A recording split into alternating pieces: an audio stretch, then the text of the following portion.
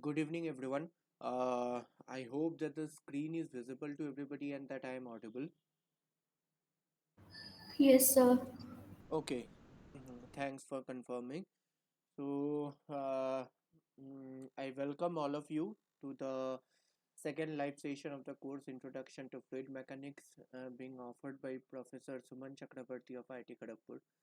Uh, as in for myself, I am a big Deb, a PhD scholar in the Department of Mechanical Engineering at IISc Bangalore, and today we shall be discussing uh, on the concepts related to the very basics of fluid mechanics, including the resolution of stresses on fluid elements and some of the concepts related to the basic properties like viscosity and surface tension. So, at any point of time, if there is any doubt, you may interrupt and ask, so that this interactive session becomes more fruitful. So, we will start with the part of the problem that we ended with in the previous session. Uh, so, determine the magnitude of normal stress acting on the plane AA. It is given that sigma xx is 3000 newtons per meter square, sigma yy is 2000 newtons per meter square, and sigma xy is 500 newtons per meter square.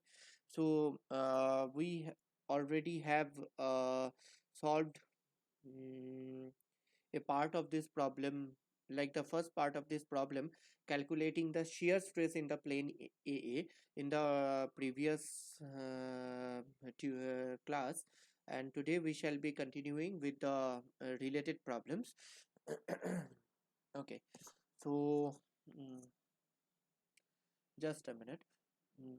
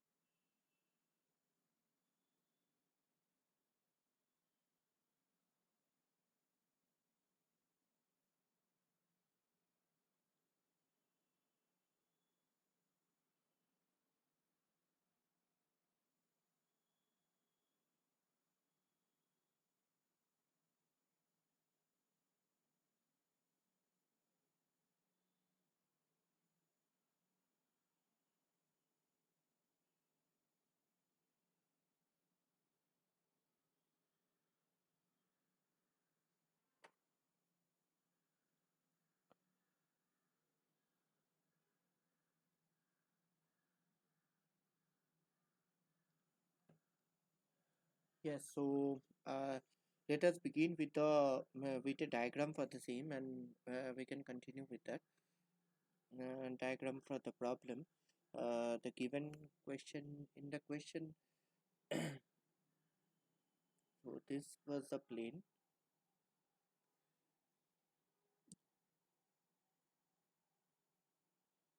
This was the plane AA, which is was inclined at an angle of 30 degree with the horizontal, and so sigma xx. So sigma xx is the force like this,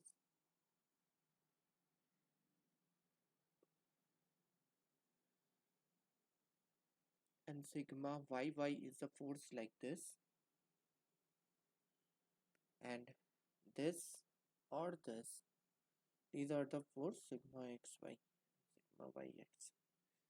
Okay, so we have to determine what is the normal stress acting on the plane AA.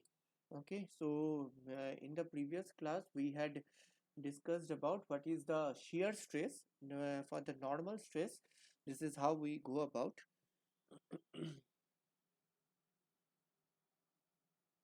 So this is the plane AA, and we have to find the normal stress in this. So let us denote it as sigma n AA, that is normal stress on the plane AA. Now what are the forces acting on this? What are the forces acting on this? On this plane, that is. So we can see that sigma xx acts on this plane in this direction. Sigma yy acts on this plane in this direction.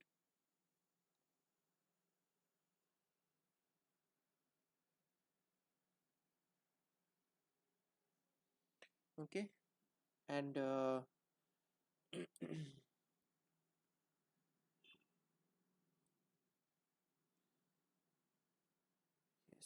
like this.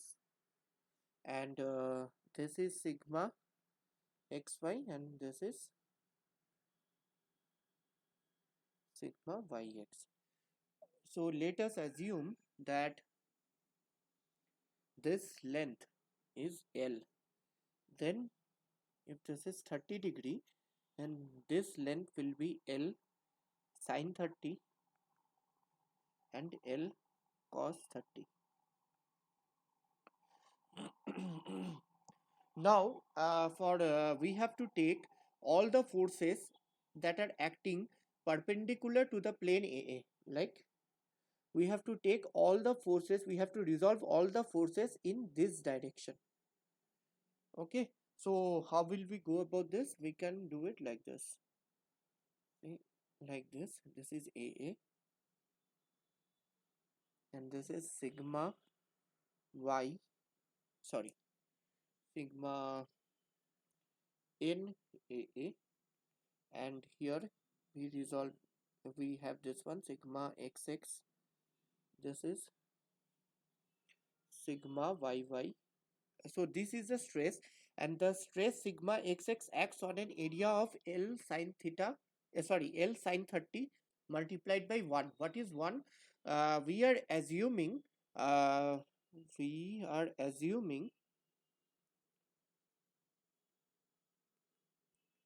unit length perpendicular to the direction of paper.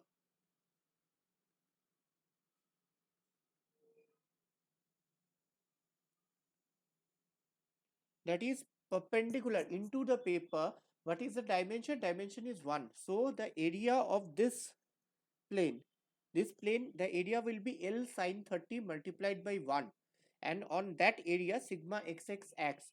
So the force will be sigma xx into L sine 30 in this direction, and the force in this direction will be sigma xy L sine 30.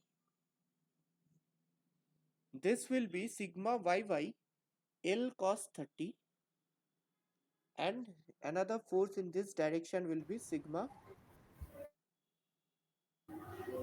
yes, sir sigma access L cos 30 होगा या फिर L sine 30 होगा?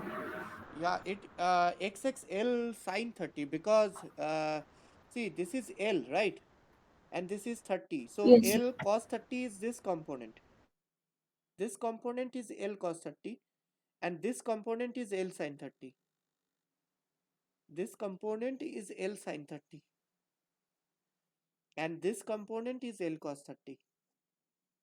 So sigma xx yes acts on L sine 30 multiplied by 1.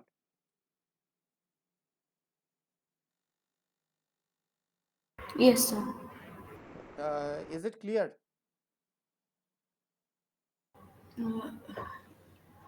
Sir sir वो cos 30 मतलब वो मतलब perpendicular होगा या फिर उस डायरेक्शन में रहेगा वो वाला थोड़ा. Acha, okay, okay.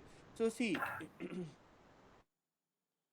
it is not about perpendicular or along the direction. See, wait, let me explain it this way. So this is L, this is L sine 30, and this is L cos 30. Okay, so now this yes sir. sigma xx, now sigma xx is the normal stress. Okay, so normal stress, for the normal stress we have to take the perpendicular area. Okay, sigma xx, so sigma xx, so it is a normal stress. Normal stress, we have to take the perpendicular area. Sigma yy also we have to take the perpendicular area, the area to which the stress is perpendicular. Okay. For if we take the shear stress now, this is sigma xy. For sigma xy, we have to take the plane on which it is acting, like along the stress, whatever plane is there. For sigma yx, similarly, since it is a shear stress, it acts along the plane.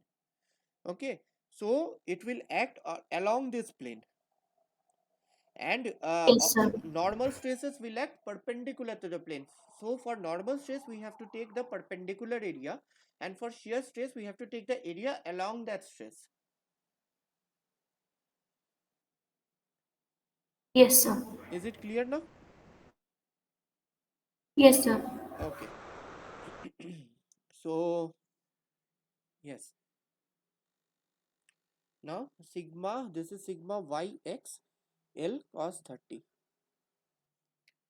Now what we if we have to resolve it into the direction perpendicular to the plane, perpendicular to the AA direction, that is along this, and along the direction of this normal stress, how will we do it?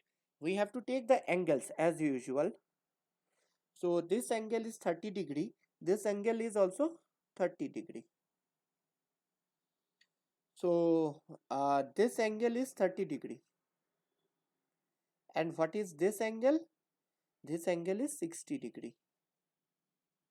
Similarly, this angle is 30 degree, so this angle is 60 degree, and this angle again is 30 degree. Till now, is there is any issue? If there is any issue, please let me know.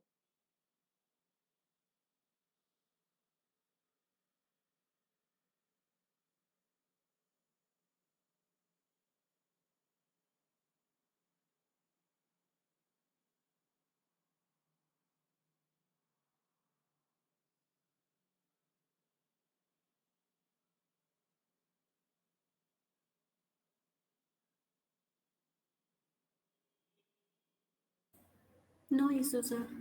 Okay. So now we will resolve the all these components in the direction of sigma NAA. How will we do it? So for that, let me just write it.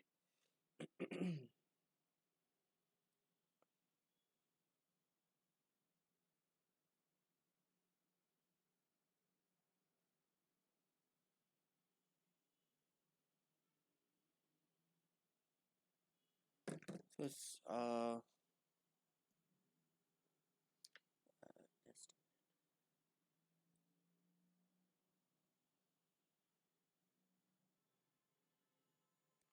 so sum of all the forces normal to the plane AA is 0.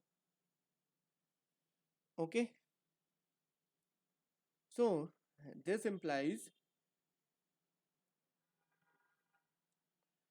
sigma n AA, it acts on the area of L multiplied by 1. This is L multiplied by 1. So so just remember that we are taking this direction as positive. That is, this direction we are taking as positive. Okay. So the direction, opposite direction, this direction will be negative. So sigma x into L sine 30, we if we resolve it, what will we get? In the, it will be in the opposite direction. Sigma xx L sine 30 uh, cos 60. Cos 60 is this angle. It is in the negative direction because it is coming in this direction. It is coming in this direction, opposite direction. Now then again minus sigma xy L sine 30, this component, and cos 30 component of this will be in this direction, cos 30. cos 30 will be in this direction. Then again, minus sigma yx L cos 30, this component L cos 30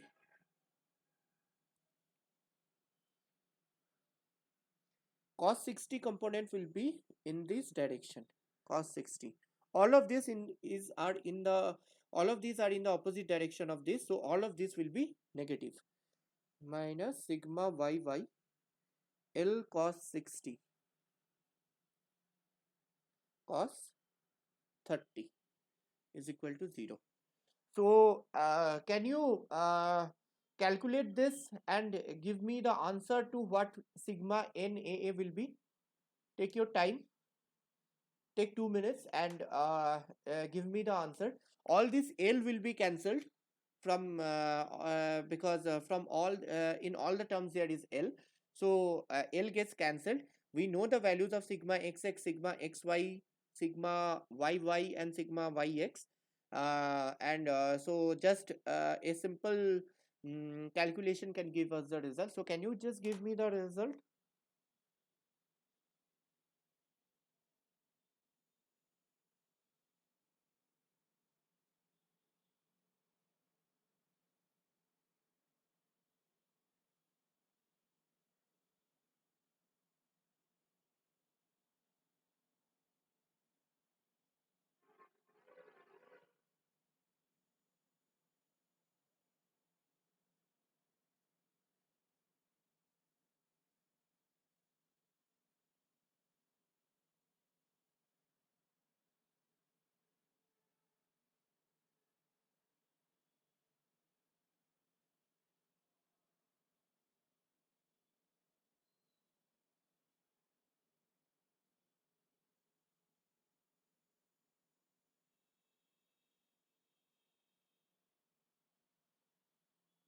Yes, so have you started doing it? Yes, sir. Okay, take your time and do give me an answer. You can also type in the chat box if you have an answer.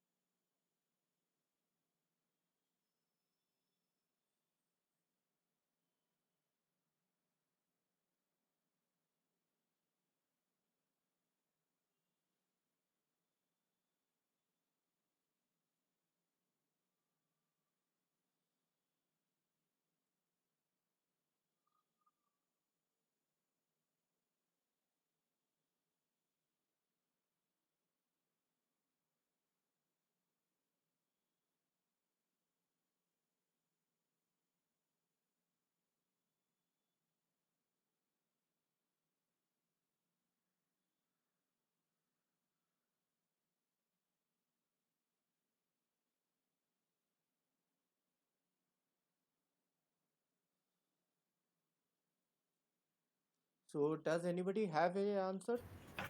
Sir, 1524.52. Which one? What is it? Sir, I think option B. Option B. Yes, sir. Okay. So let us wait and see what others are getting.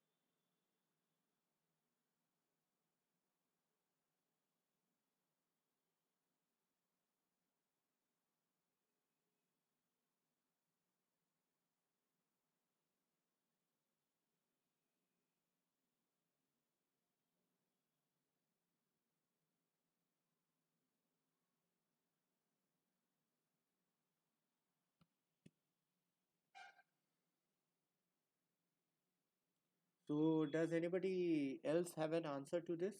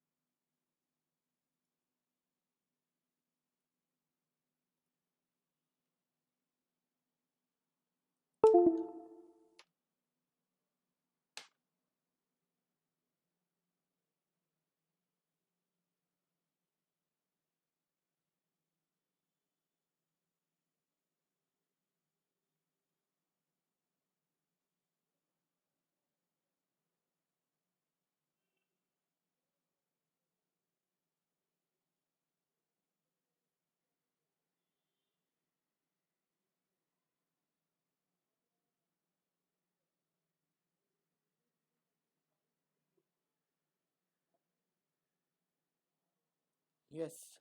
So,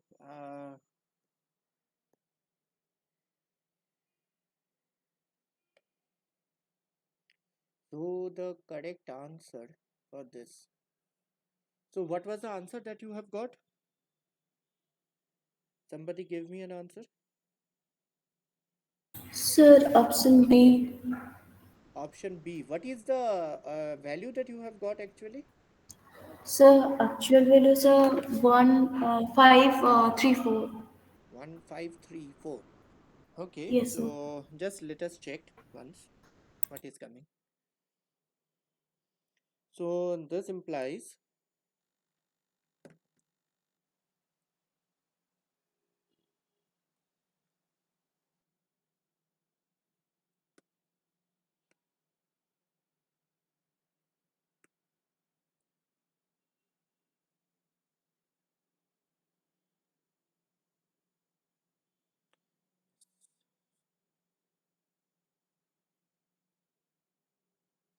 so this implies sigma NAA, sigma NAA, this is equal to 3000. Okay, 3000. L is getting cancelled, and we are taking all these terms on the right hand side, so it will be sine 30 cos 60. So sine 30 also we can take common from these two actually, so it will be 3000 cos 60, 3000 cos 60 plus sigma xy is 500, so 500 cos 30, and in whole there is 1 sine 30, plus this is again 500 cos 60, 500 cos 60 plus this is sigma yy is 2000, so 2000 cos 30, 2000 cos 30, and in whole there is 1 cos 30. So what is it? Let's calculate and see.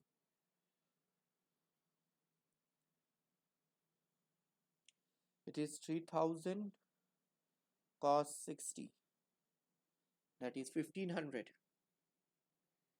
plus 500 cos 30. 500 cos 30 is some 433.01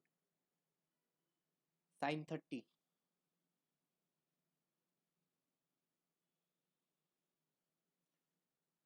sine 30 plus 500 cos 60, that is 250, plus 2000 cos 30, it is 1732 cos 30. So what will it be? 1500 plus 433 to sine 30. This comes out as 966.5 plus this is 250 plus 1732 into cos 30. This is 1716.46. So this will be nearly what? 966.5, that is 268 2682.96, nearly equal to 2683. That is option number A. So you could you understand where you made a mistake in the calculation? Could you? Yes sir in plus minus में थोड़ा गलती हो गया. Acha, okay, yeah, somebody else has got option number A. So yeah, it is correct. Option number A is correct. Yeah, so see, try to like yeah, take care of the signs, otherwise these like the entire problem then comes to that itself. So yeah, the next so sir yes, please. Sir, I have a doubt. Sir, in so sigma xx, we have sigma xx into L sine theta. So why we have multiplied cos 60 degree? Okay, so we have multiplied cos 60 because see, sigma xx is in this direction, sigma xx L sine 30, L sine sorry L sine 30 is in this direction, and we have to take we are resolving all the forces in this direction, right? In this direction, we are resolving all the forces because sigma NAA is in this direction. So we are resolving all the forces, that is we are taking all the components of all the forces in this direction. So how will we do that? This angle is 60 degree. This angle is 60 degree. Why? Because this angle was 30 degree. This is 90. So this angle will come out to be 60 degree. So what will be the component of this force in this direction? It will be sigma xx L sine 30 cos 60. So did you understand how this cos 60 is coming? Yes, sir. Okay. So does anybody else have any doubt in this? If anybody has any doubt in this, you can ask.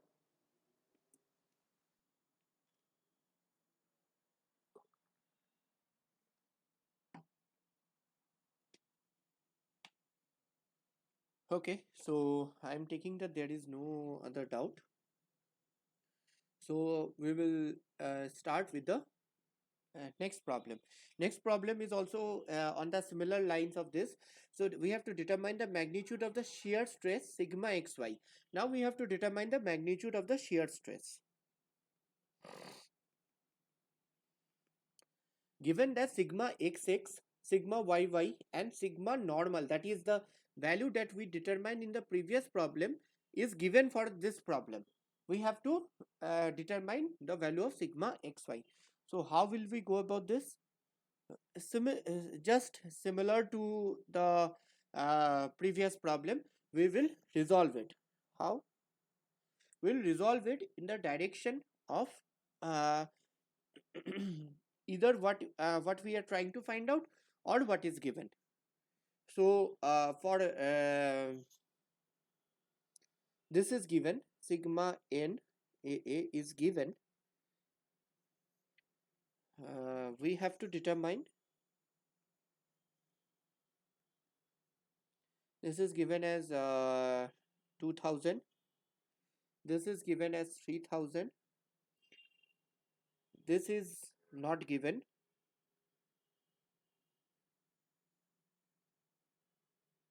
Let's suppose it as sigma xy. We're writing it as this. So similar to the previous problem, we will now resolve it in this direction.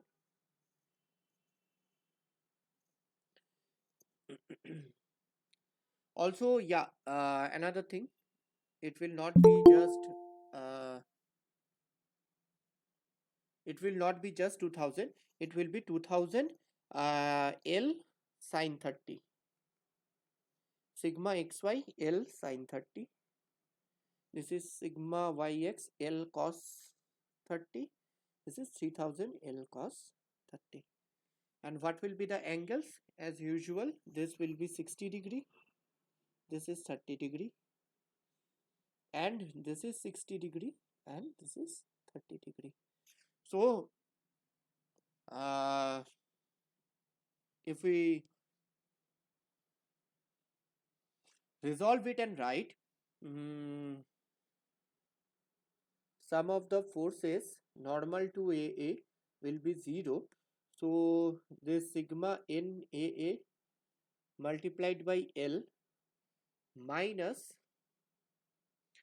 can you tell me what will be the component of this one, 2000 L sine 30?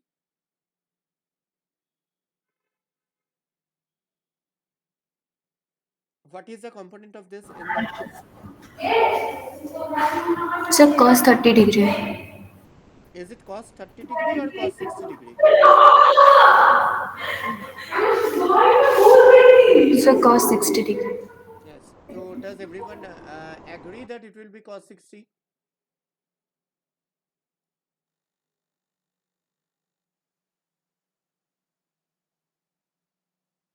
So it's cos 60. Can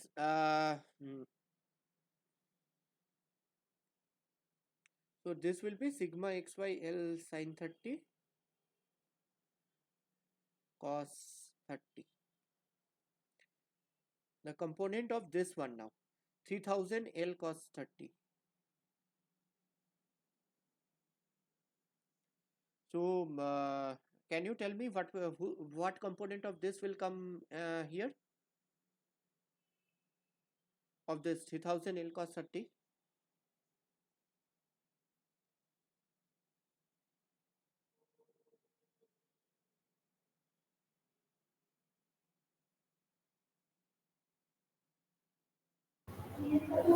Sir, cos 30 degree or sine 60 degree. Yes, cos 30 or sine 60, same. So it will be cos 30, let me write it. And this is sigma xy L cos 30, and this will be cos 60 degree. So if you just simplify and solve it, you will get the value of sigma. This is also given. This is given to be 2500. Okay, he's saying that it is option number B. Yeah, it is option number B. But it will be a negative one. That is negative of 289. It will be option number B, but it is negative. That it shows that in this case, the stresses will be in this direction. This is 2000. And what we assumed it to be in the downward direction, it will be actually in this direction. Sigma xy. This will be 3000. What we assumed here to be towards the left, it will actually be towards the right. That is in this direction. Okay. So the correct answer is option number B. Now, a continuation of this problem again. Determine the magnitude of the shear stress on the plane AA, given that sigma xx is 2000, sigma yy is 3000, and sigma n is 2500. So, see, we have to determine the value of the shear stress. either we can do the calculations with the given value of the normal stress, that is we can solve this. This is 2500, this is 2000, and this is 3000, and we have to determine this one, sigma AA tangential. We have to determine this. So either we can solve it this way, or we can make use of what we have calculated in the previous problem. That is, we can solve it with this one. This is 2000. Sorry about that. Yeah. So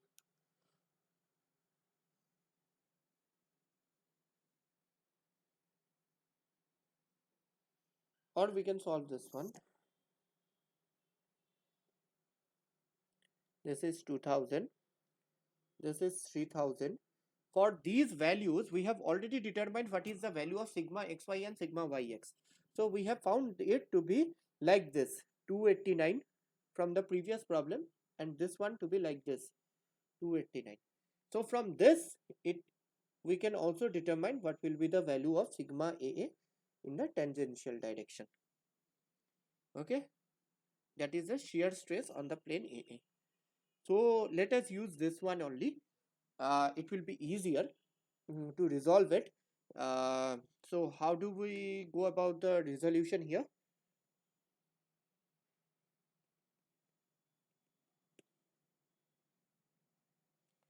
So we have to take all the forces in this direction, and we are taking this direction to be positive, this direction to be positive. So sigma TAA into L in this direction is taken as positive. So 2000 L sine 30, we have to take it the components, and this one will be in this direction. So 289 L sine 30, this is 3000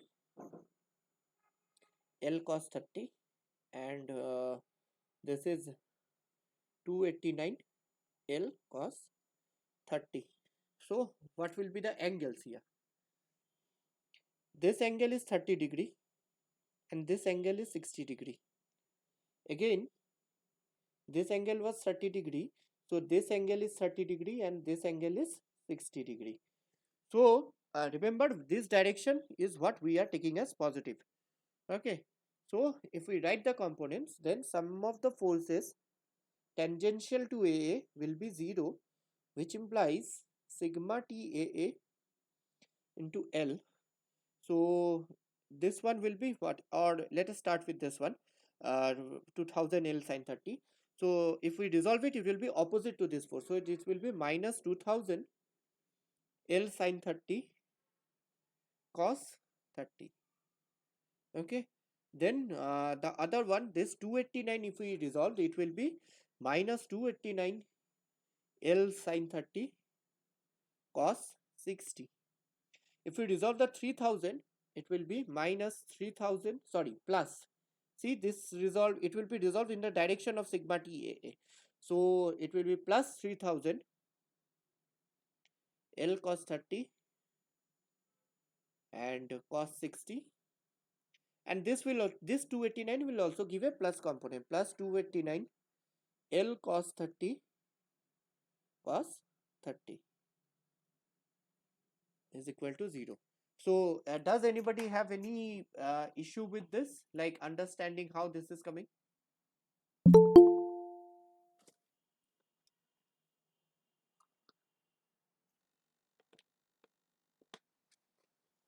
If there is any issue, you can ask.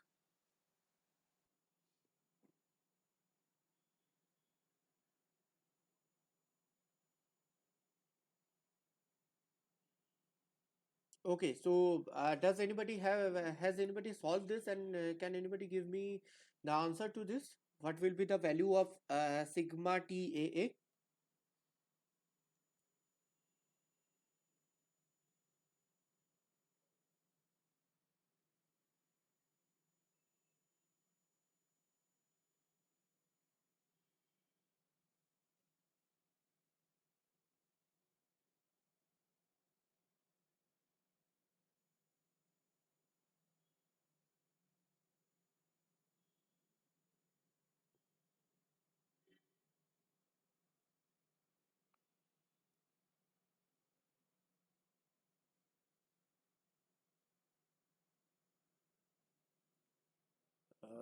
So could anybody solve it?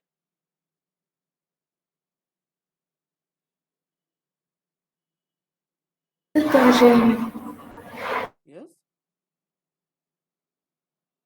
ये sir कर रहे हैं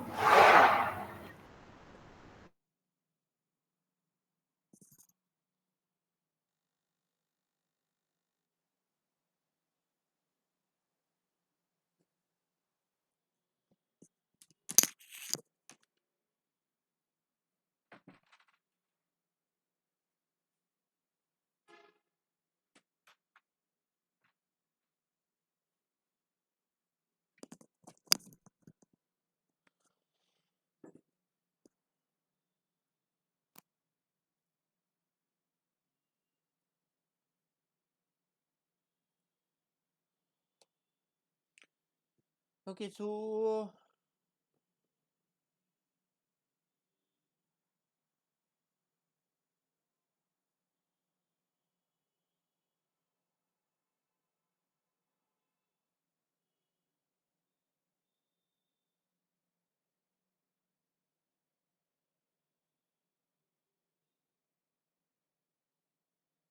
so could anybody find it? Option C, yes. So it will be option C, but with a negative sign. It will be coming around minus 577 newtons per meter square. Option number C. So this negative sign implies that whatever we had assumed the direction of sigma TA to be, it will be opposite to that. So the actual sign of sigma TA will actually be in this, not in this direction. Okay, or it will actually be in this direction. Sigma TA is 577. So is it clear to everybody? Yes sir Okay.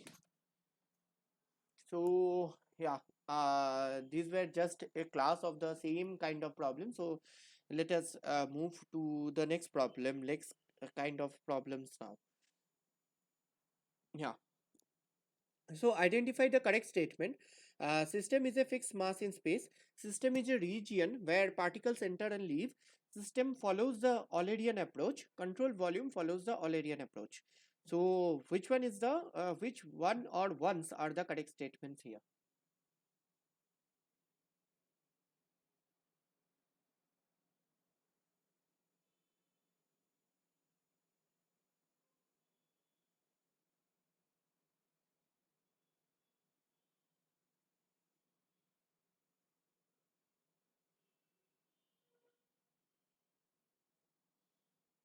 So can you give me the answer to which one will be the correct options? Option D, yeah, control volume follows the Eulerian approach. Yeah, that is correct. And is that the only correct option, or is there any other correct option as well?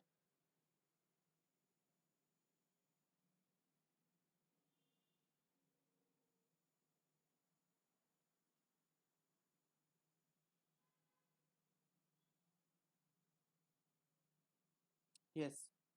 Okay. Option B. System is a region where particles enter and leave. B Okay. So see, uh, what is a system? System is a we define a fixed set of particles. Okay, fixed mass. We define it. That is, if we define this as the system, if this is the system, then suppose this is one particle A, this is one particle B, and there are so many particles, and this is one particle N. Okay, so all these particles are defined. All these particles are defined to be within the system. No other particle, no other arbitrary particle can be within this boundary. Okay, so the particles cannot enter and leave. Like if the particles enter and leave, then we cannot define them to be in the system. Okay, they are like they won't be fixed then. But in system we define a fixed set of particles or a fixed mass in space, where all the particles whichever are defined will always be within the system. It will not enter or leave. Okay, but a control volume is a region that we define it in space. Control volume, it is a fixed volume, sorry, not fixed, it can be moving also. It is a volume defined in space. So the particles, say particle A can enter it, and at that time particle B might be leaving it. And then again particle B might re-enter it and particle A might leave it. So this is what is control volume. So system is not a region where particles enter and leave, but system is a fixed mass in space where the particles are all fixed. They are not entering and leaving. Control volume is a region where the particles enter and leave. So depending on this, can you tell me which one follows the Eulerian and which one follows the control volume approach? Sorry, like does the system or the control volume follow the Eulerian approach? So what is the Eulerian approach? In Eulerian approach, we define a fixed region in space and like fixed set of properties, and we follow the fluid particles whichever come into that region. So it is similar to the control volume. But if in contrast to that, in Lagrangian approach, we define the set of fluid particles and we follow them. So like system is actually defined in the Lagrangian approach and control volume is defined in the Eulerian approach. Okay, so system is a fixed mass in space.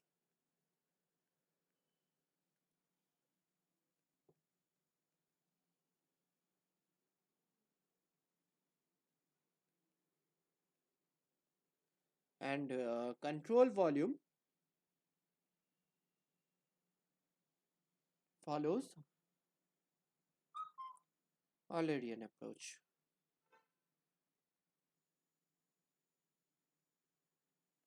So is it clear to you?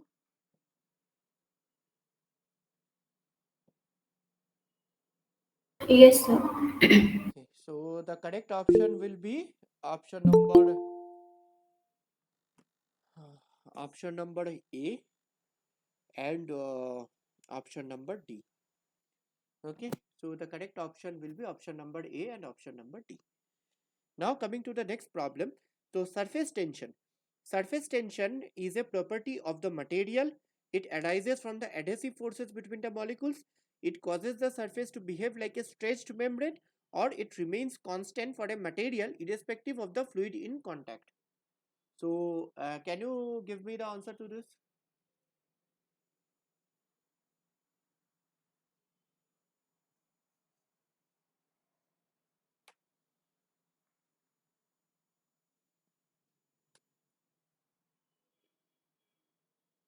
So option number C. Okay, it causes the surface to behave like a stretched membrane. So why is it, so is surface tension not a property of the material?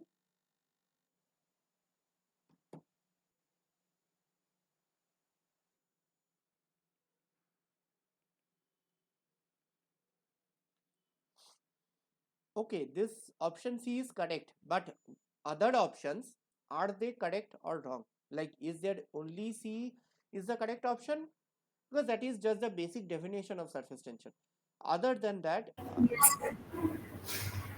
it is a property of the fluid. Okay, so fluid is also a material, right? That's what I'm asking. Fluid is also a material. So surface tension is a property of the material. It may be fluid, solid, whatever it is, but is it a property of the material or not?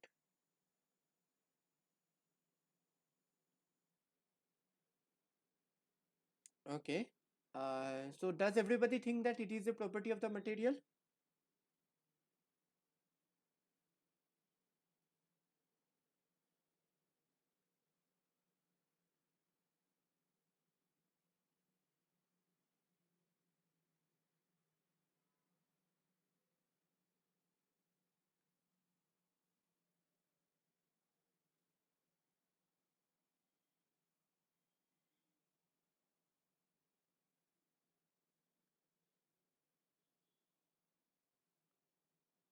Yeah, so what do you think?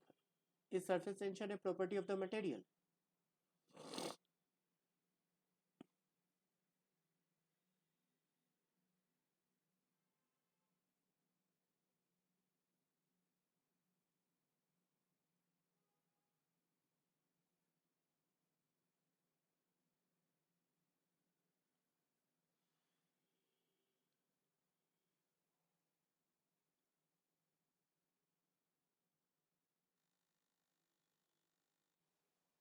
Yes, can you tell me, is surface tension a property of the material?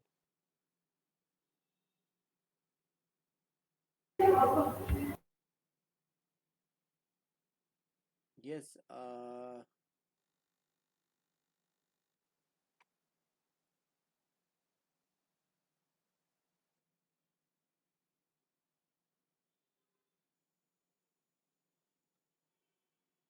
so I am taking that nobody has any answer to this. So it is yes, no, or don't know. Anyway, so we will see if this surface tension is a property of the material or not. See, this is the bulk of fluid. This is a fluid material which is being attracted by the fluid material on all of its sides. There is one fluid particle here, fluid particle here, fluid particle here, and fluid particle here. So it is attracting this particle. As a result, when the particle is inside the fluid, okay, this forces of attraction from all the sides will cancel each other, and the net force on this fluid particle will be zero. But what if this fluid particle is here?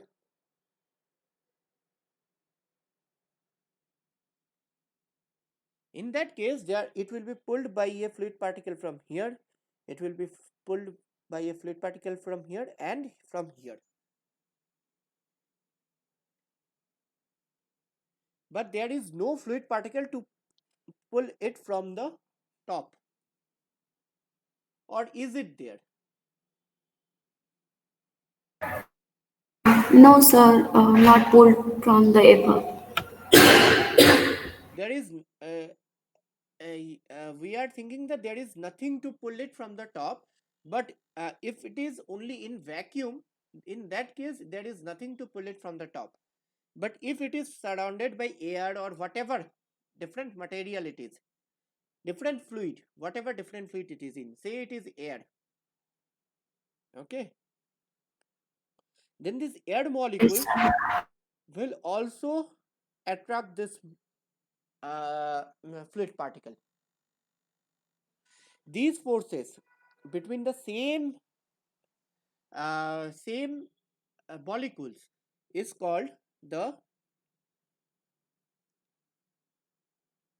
force of uh, sorry force of cohesion, and this force is called the force of adhesion, that is between different fluid particles. Okay, but this force is different. It may be equal to it may be less than or greater than this force.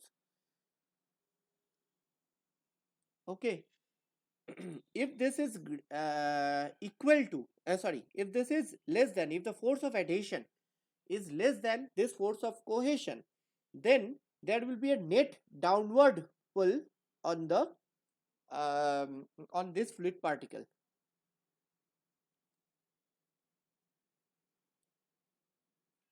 If adhesion is less than cohesion, then experiences a net downward pull. So now you tell me,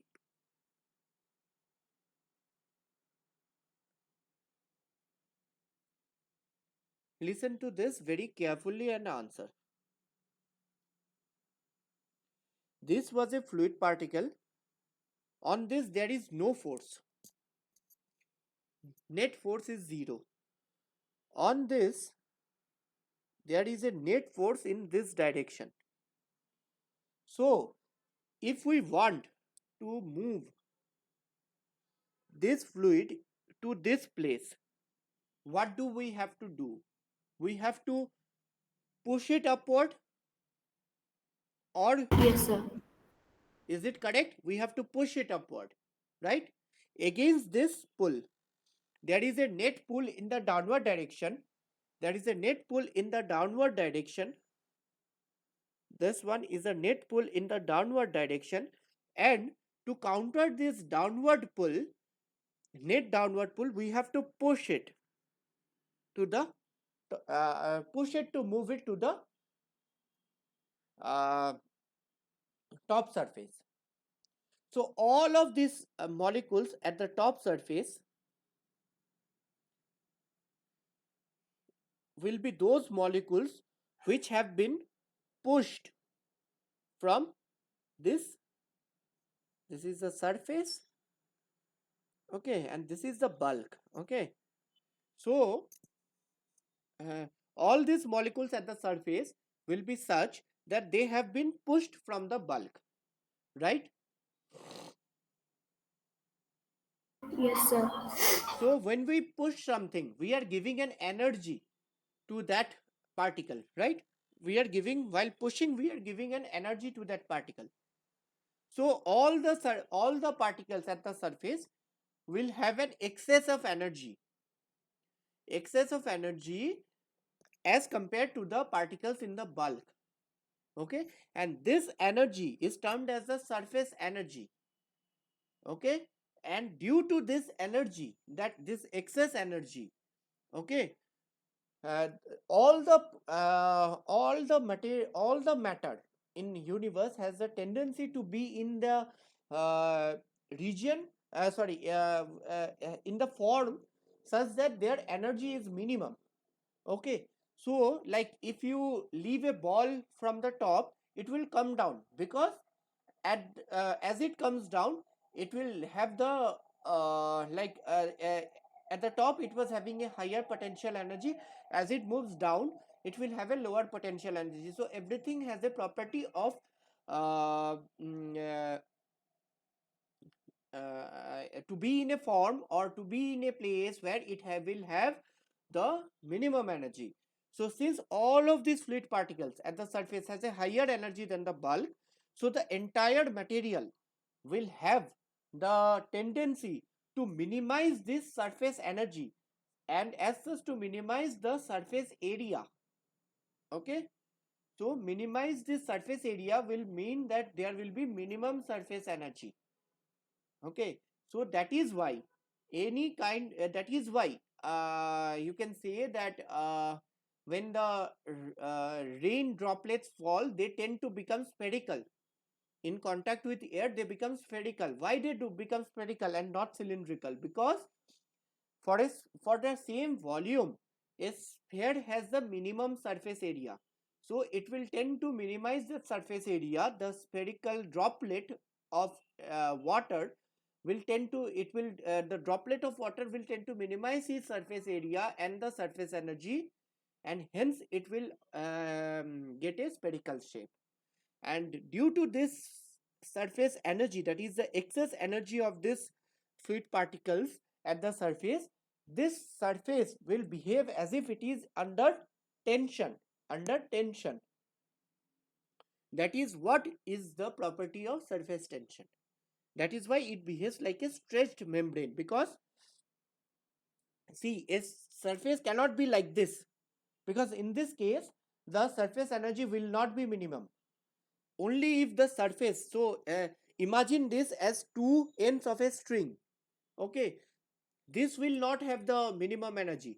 Only if you use to make it spherical or whatever minimum area you can occupy, you have to pull the ends of the thread from both the sides, right?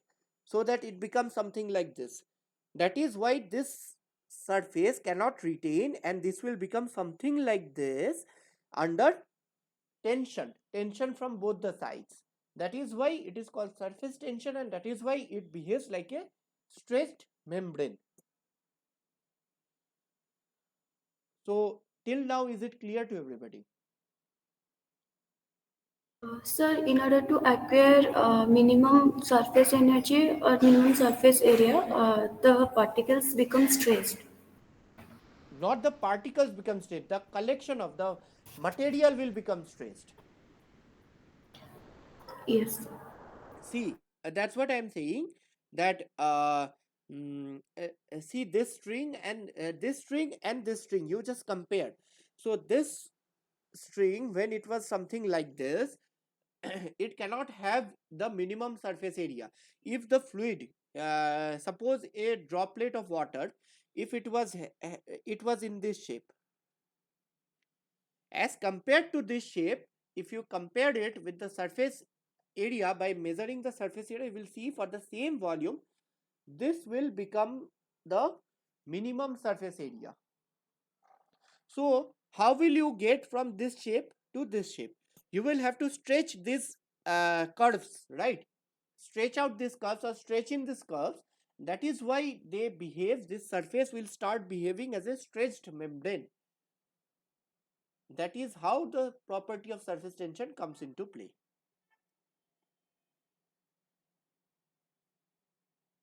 Yes, sir. So does anybody else have any doubt till now?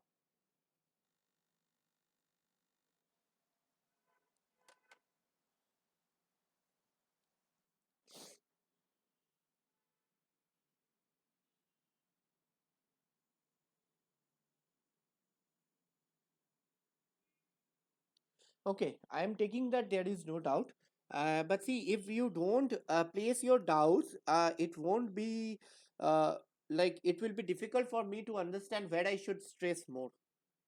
Inside cohesion is equal to adhesion. See, inside there is no question of adhesion. Cohesion comes between the same fluid particles. Adhesion comes when there is a different particle. So when on the surface, only it is possible for the adhesion to come into picture, because there is a different particle which is pulling this particle from the other side. Okay, this particle is being pulled by the same particles from all sides. So all of these forces, all these forces are all cohesion, all these forces are cohesive forces, all these forces are cohesive forces. So inside, that is in the bulk, there is no adhesion, there is only cohesion. The again, suppose if this fluid on the if it is in a beaker, say this is the beaker, this is a solid surface, then with the solid surface there will be adhesion. But that is not what we are considering as the bulk of the fluid. Inside the bulk of the fluid, that is only fluid is present. In that case, there will be only cohesion, because it is being attracted by the same fluid particles. Okay, so is it clear to you?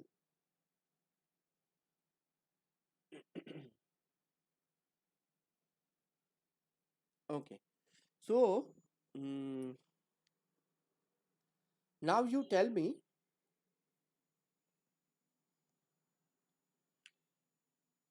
if we replace this air by some other fluid, say oxygen or helium or water or oil or whatever fluid we are taking, will this adhesive force be same or different?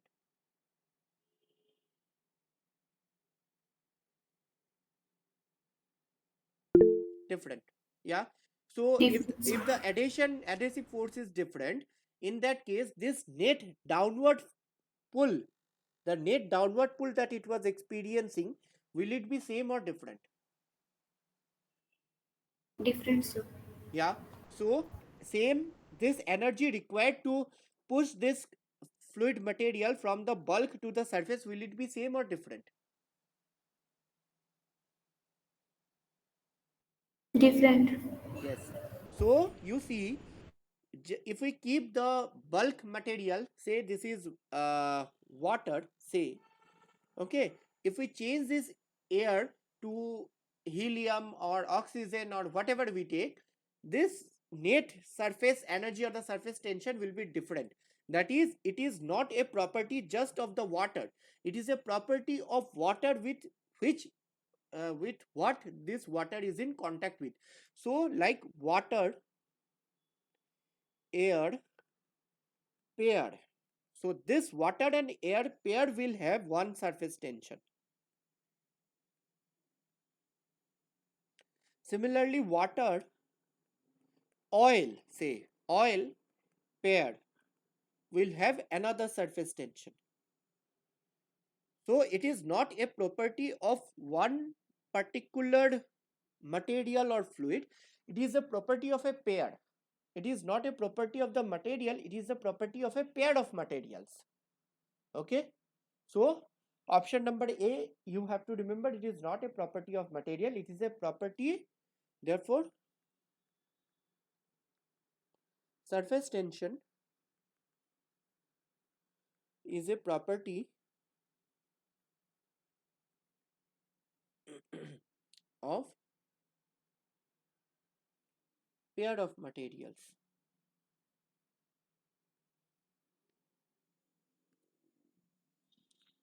Arises from the adhesive forces between the molecules. So adhesive forces is what will differentiate the different values of surface tension. Like at this adhesive force will determine what will be the different values of the surface tension, but it is not the cause for the surface tension. Cause is that this cohesive force, the downward cohesive force that we are having here, is not balanced by anything on the top. So the surface tension property arises because of this net downward pull. Okay, net downward pull that we are having because of the cohesive force from the down, that is cohesive force from the fluid that is below. So it is not from the adhesive forces, but it is from the cohesive forces between the molecules. It causes the surface to behave like a stretched membrane is correct, and it remains constant for a material irrespective of the fluid is contact. This is also wrong, as we have just stated that it depends on the pair of the material. So the correct option is only option number C. And are the related concepts that I have discussed here, are those clear to you? Yes, sir. Sir, one doubt, sir. If this arrangement is in vacuum, then, sir, there is any surface tension or surface energy? Yes, see, in vacuum there will be no nothing to pull it from that side. So this adhesive forces will be zero, just that, nothing else. This adhesive forces will be zero, but the net downward pull will be now equal to just this cohesion force. Earlier we were taking it as, say, cohesion minus adhesion. In vacuum it will be just the cohesive force. Yes, sir.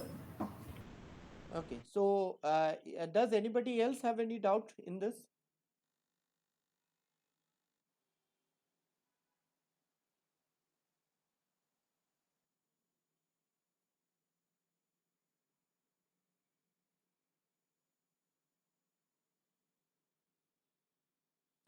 Okay, so I am taking that there is no doubt. So we will move on to the next problem.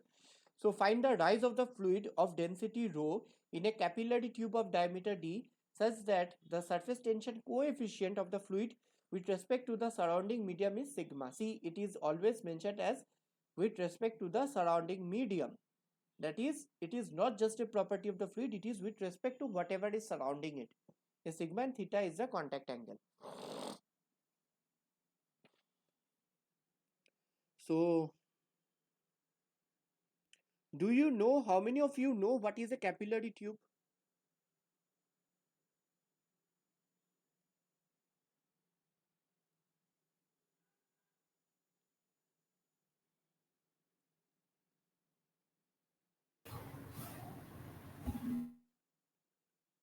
Yes.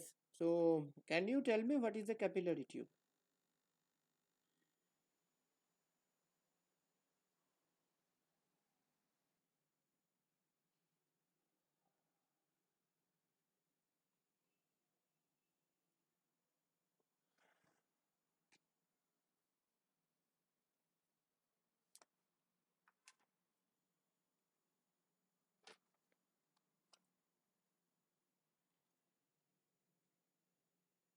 Yes, if adhesion is greater than cohesion, then upward force with the surface tension will change.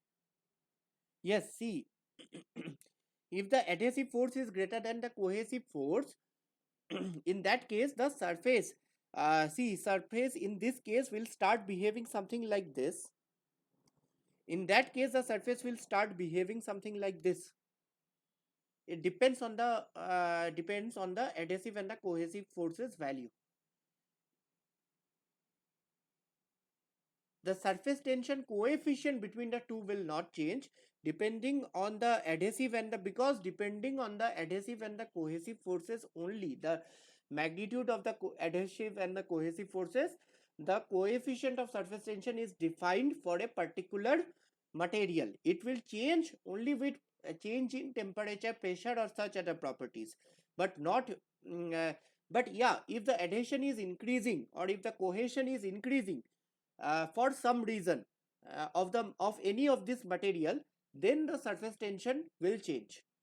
Okay, also if the adhesion is greater than cohesion, then in this case,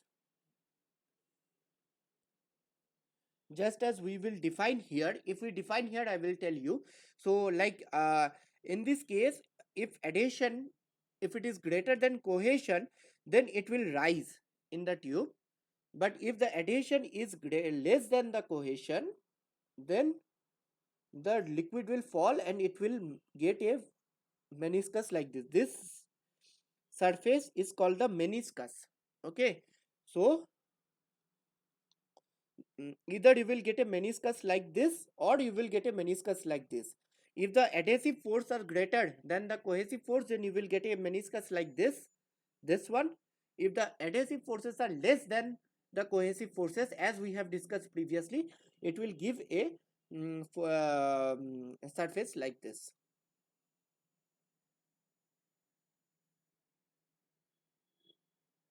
Is it clear to you?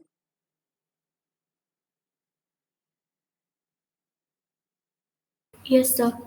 Okay, so yeah, coming to this problem,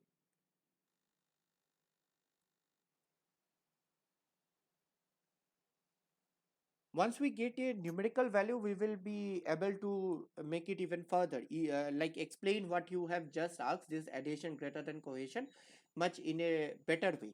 So see, this, the surface tension coefficient of the fluid with respect to the surrounding, it is given as sigma. Okay, so let this be the surface tension coefficient T. Okay, of this fluid, whatever be the fluid, and this, say this whatever maybe air or whatever it is, this fluid has a density of rho, and the diameter of this capillary tube is d. Surface tension coefficient is sigma. Surface tension coefficient is sigma, and theta is the contact angle.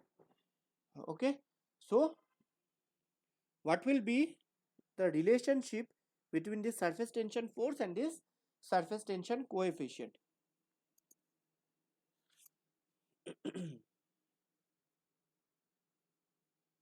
See, um, surface tension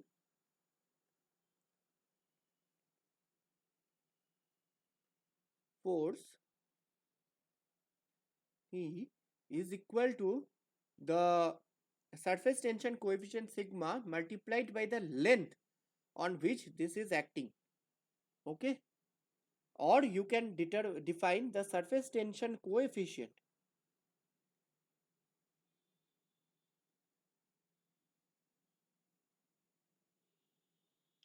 sigma as the surface tension force per unit length.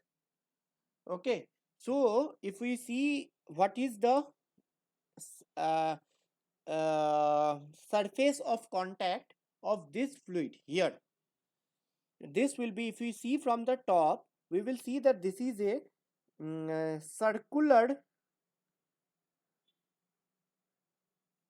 line on which the surface tension force will be acting. Okay, so the surface tension force on this is acting on a circular area. See, the tube is circular, right? That circular diameter, tube of diameter d.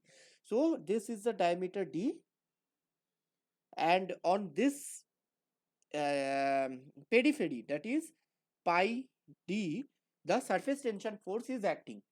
So that is, this length will be equal to pi d. So the surface tension force will be equal to sigma into pi d.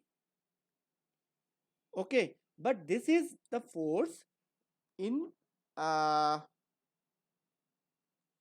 mm,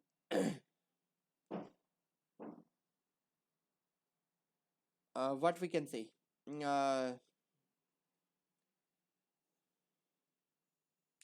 Just a minute. So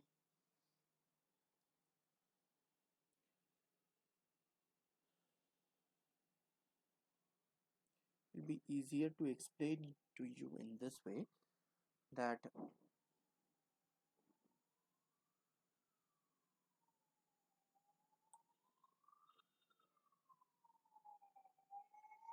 yeah.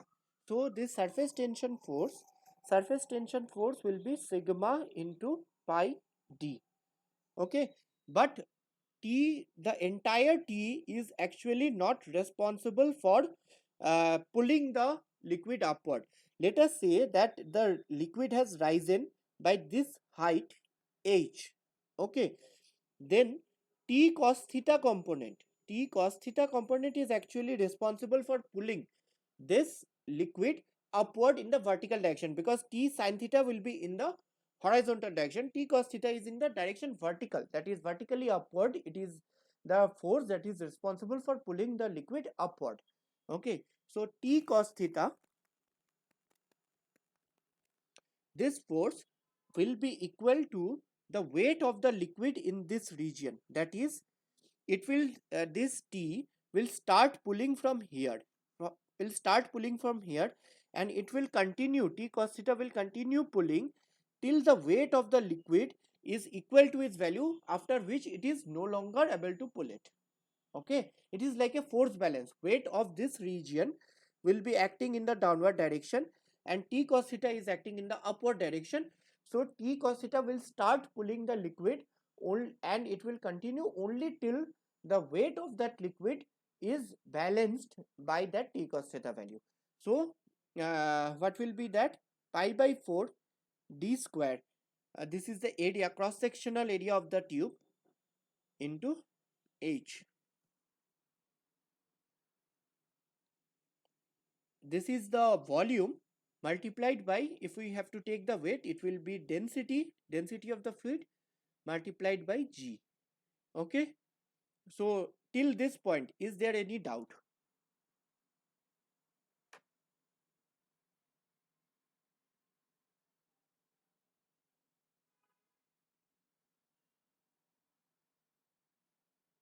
So can you explain again? Okay, so see, initially the fluid is like this, and the capillary tube is inserted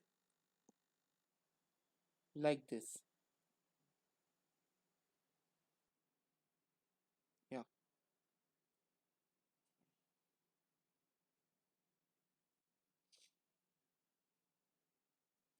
so initially the fluid is like this,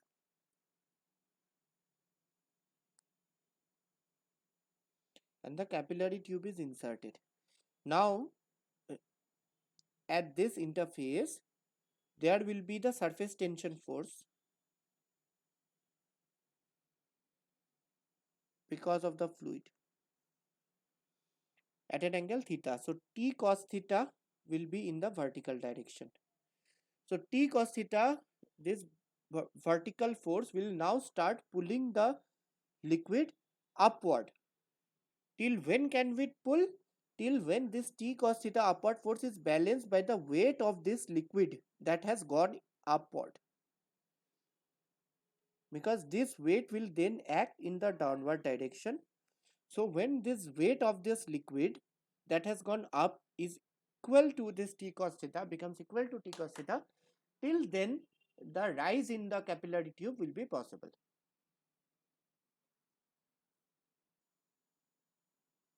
So is Yes. it clear to you now? Yes, sir. Okay. So now you see, so from here we can say this is T is pi sigma pi d.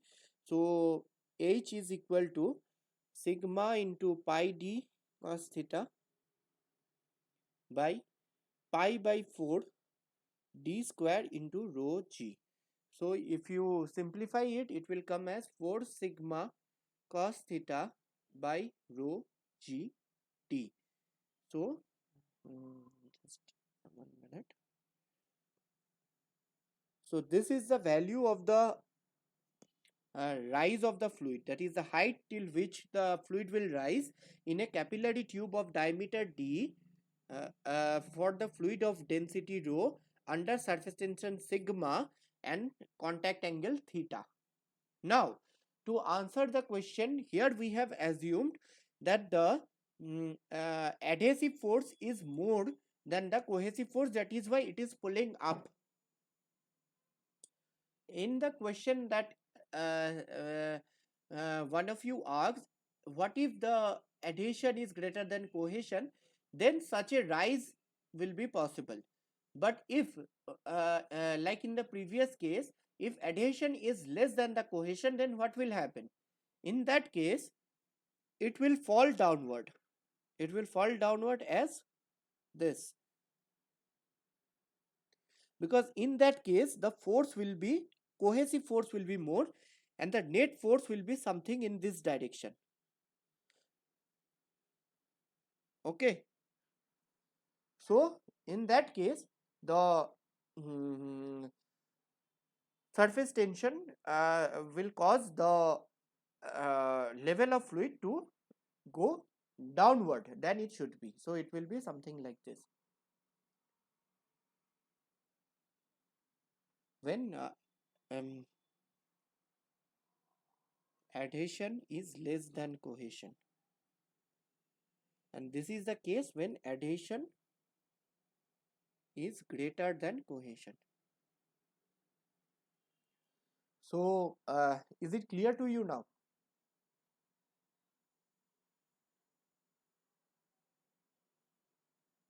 Yes, sir. Okay, so we will go to the next problem now. The viscosity in gases is due to which of these?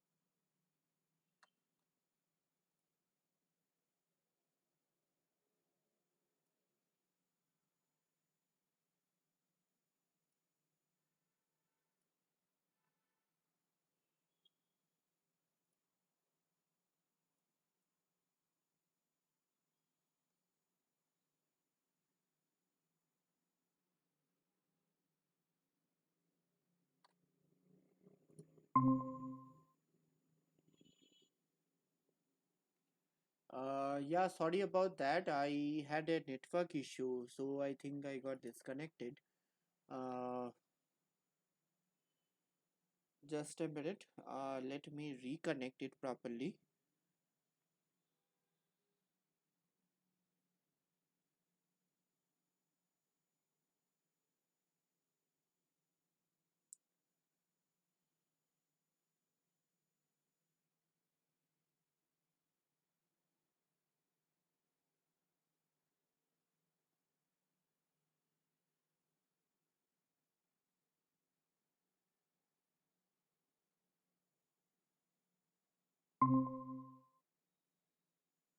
Yeah. So,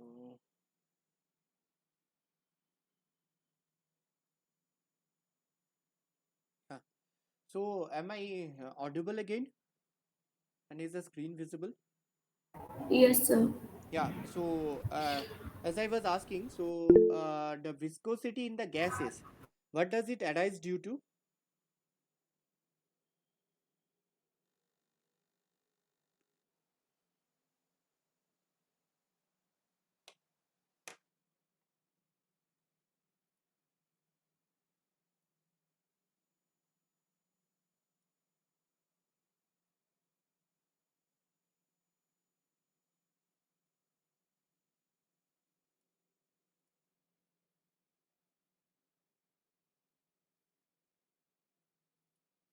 Yes.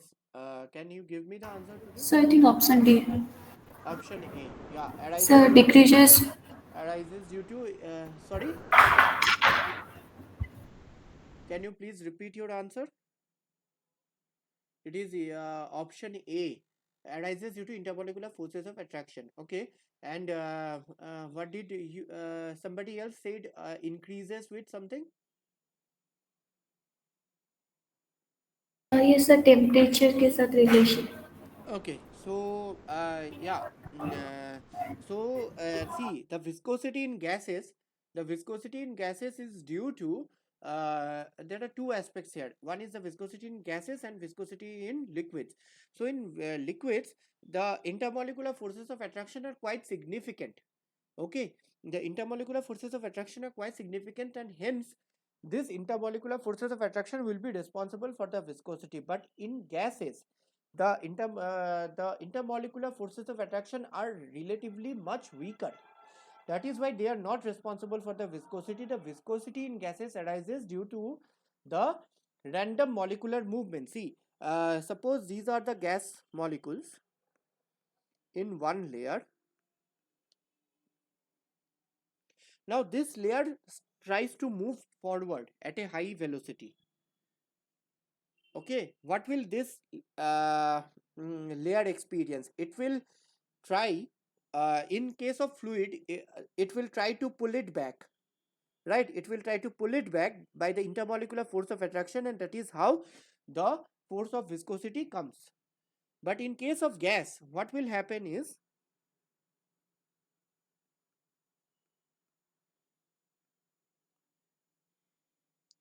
suppose these molecules try to move forward, and there will also be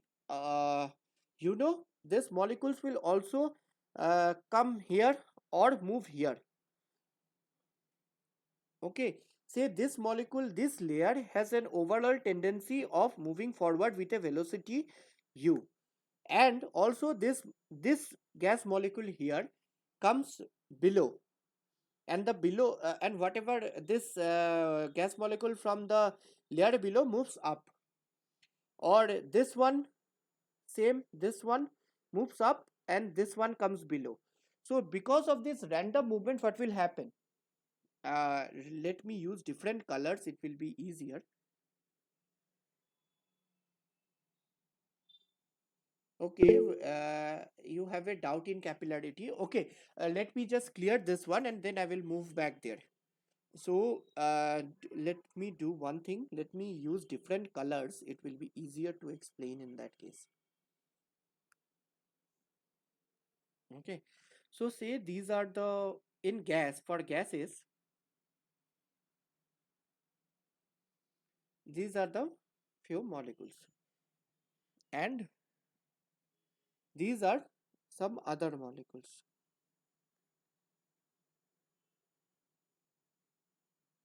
Okay, just a minute. I think so. There is some uh, lag in it. Let's see.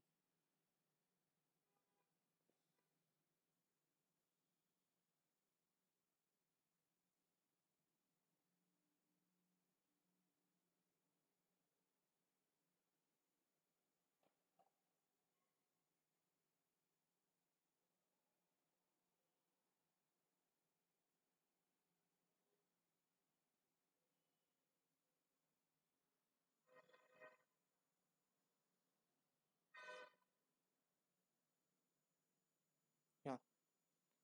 So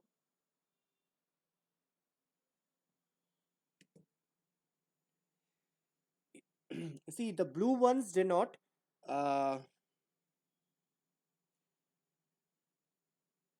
the blue ones are moving with a high velocity and have the high velocity. These are the ones which are have a tendency to move at a high velocity. Okay.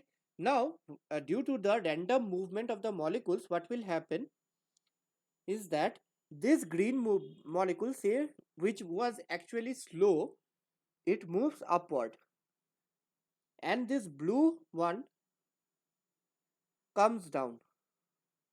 Similarly, say here the blue one comes down and the green one moves up. So with this rearrangement, this random molecular movement, what will happen? It will have something like this now.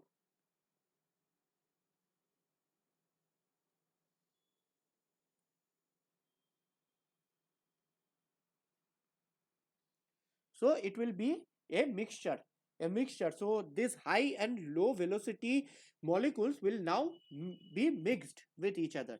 That is how the alternate layers will share the velocity which what one layer is having, was initially having this u.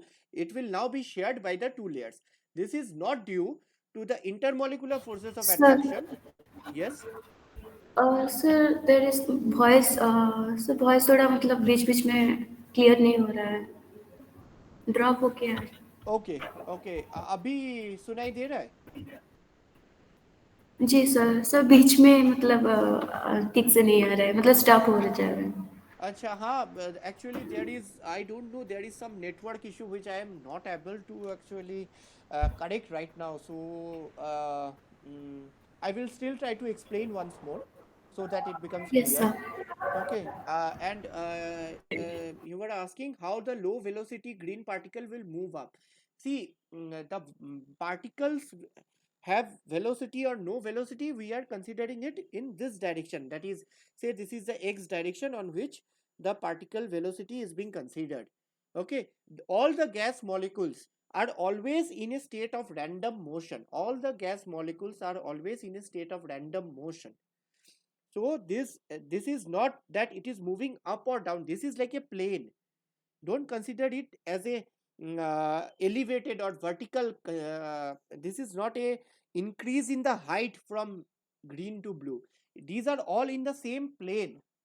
Okay, of these same plane molecules, these molecules had velocity u, and this green molecules had lesser velocity, and they are always in random motion. The gas molecules are always in random motion because uh, mm, the intermolecular forces of attraction is very low, so they will tend to move from one position to another depending on the temperature and their kinetic energy. If you go through the kinetic theory of gases, you will understand why this and why, or what is the magnitude of this velocity, depending on which this molecules will be in random motion. So this is just a random motion. And here I would also like to mention, had this been in the vertical direction, say the gas is in the vertical direction, then like it is a totally different case. Like it has there has to be an external reason for it to rise above. Say the temperature has to decrease, or sorry, the temperature has to increase or something like that.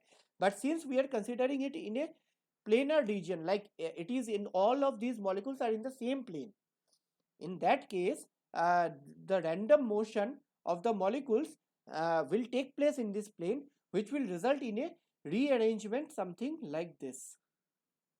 So is it clear to you? Yes, sir. Okay, and okay, so due to this random molecular movement, this random molecular movement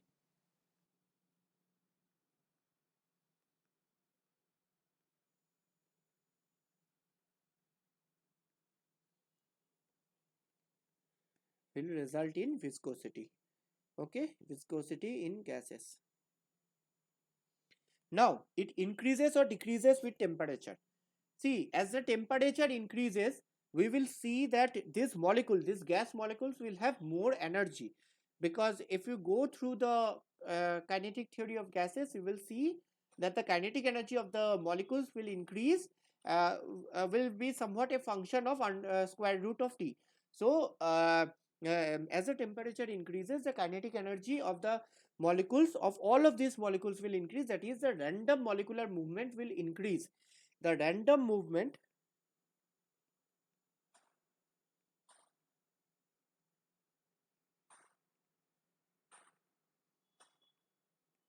increases with increase in temperature.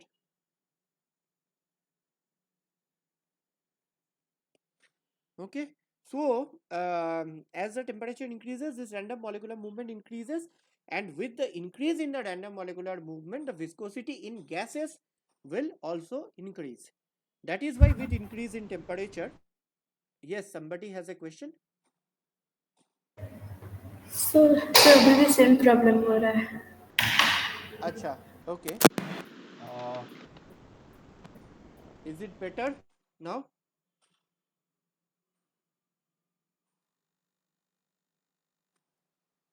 No, sir. Okay, just give me a minute, I will reconnect. Just give me a minute, stay online, I will reconnect.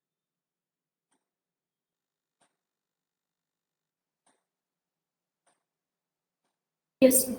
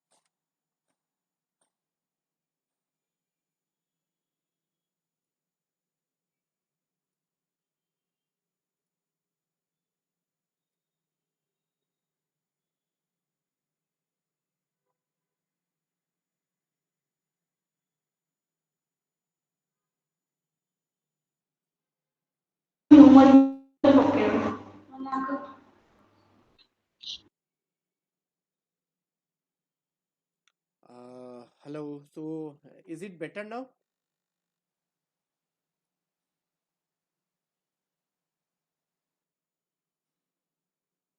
Yes, sir. Okay, so yeah, let me just share my screen once again.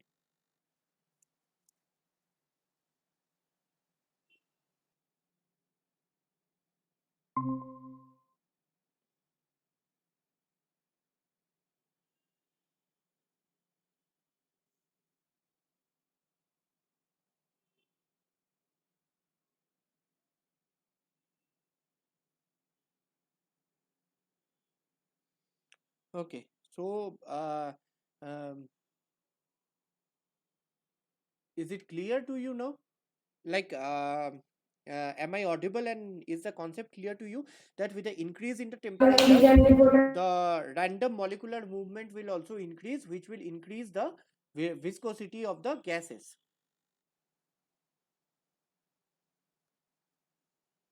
Yes, sir. Okay. So with increase in temperature, viscosity for gases increases.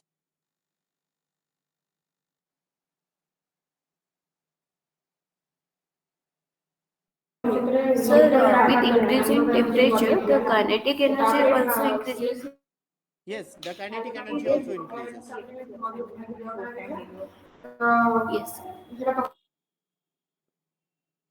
So the correct options will be option number B and C. Now, you had asked about uh, in capillarity, why after certain height adhesion is not dominating. Uh, so, I'm not understanding what you are meaning by after a certain height adhesion is not dominating. See, the comparison between the adhesive and the cohesive forces will be equal throughout. It is not depending on the height. See, if this is the molecules here, so these surface molecules will be under the cohesive forces from the from like down from the from downward it will be under cohesive forces, and from upward it will be under adhesive forces.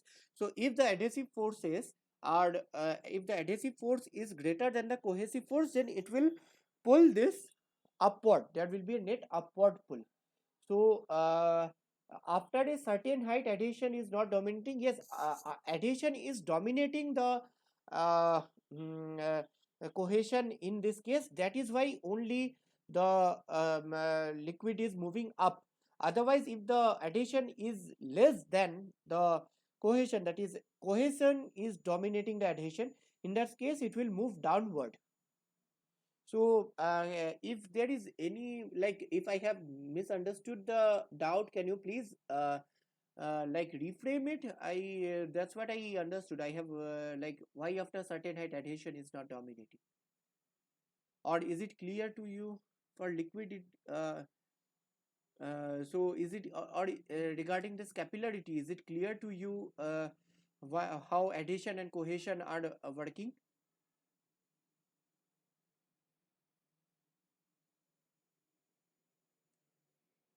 Why capillary up to certain height? Okay, the capillary, it will rise up to a certain height because see, it is not an infinite force, right? The adhesion, say the adhesion force is 10 newtons more than the cohesion force. So it can only pull the liquid up to that height till which the weight of the this height till which it has risen. This is the original level. This is the height till which it has risen. Okay, so this 10 Newton will be able to pull only that much liquid for which the weight of this liquid, of height h is equal to 10 Newton. If the weight of the liquid is more than 10 Newton, like if the height is now trying to increase, the weight is pulling downward, right? The weight is pulling it down. So the tension surface tension force will not be able to pull it further because the weight will be pulling it downward. That is why the capillarity is up to a certain height.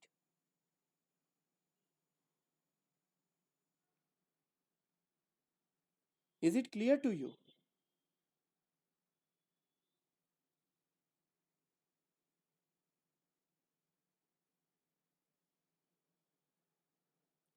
Okay, so if there is still any doubt, you can ask. Sir, when there is decrease in height, that is when addition force is less than cohesion. So in that, so at the time, sir, the weight force, the weight acting, and the force acting is in the same direction. Yes, yes. The Sir, in that case, see, the in that case, the weight. There are two forces at here. Actually, if you see, the adhesive force is pulling upward. The cohesive force is pulling downward, and the adhesive force is pulling upward, the cohesive force is pulling downward, and the weight is pulling downward. So it is a balance of adhesion, cohesion, and weight. Similarly here also, there will be a balance of the cohesion is larger, so it will try to pull it upward in this case, but due to adhesion it will come down, because the adhesion is less in this case, so it cannot rise. There is no upward pull, there will be no upward pull, and there will be a greater downward pull.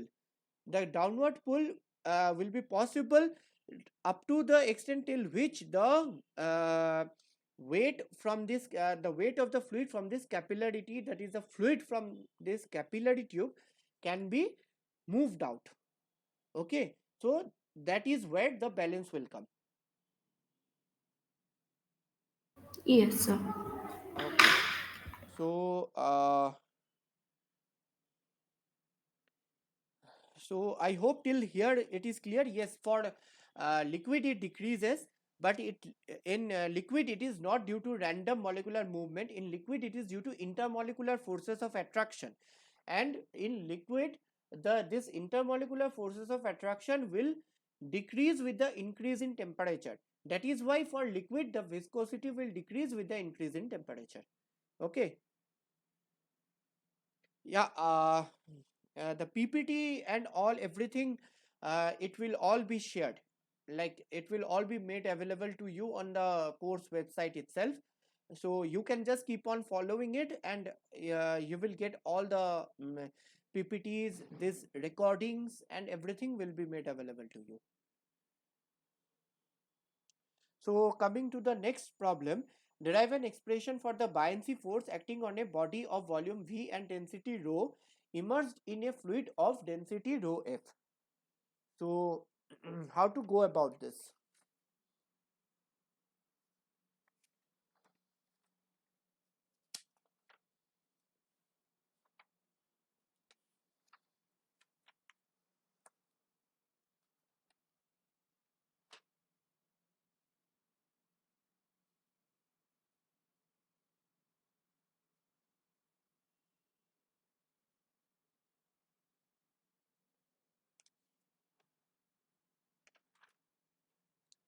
So for this, what are we considering?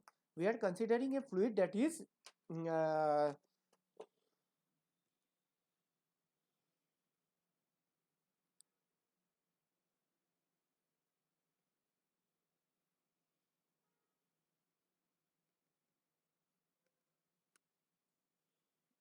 so let us consider a body of volume V, uh, which is immersed in a fluid of density rho F.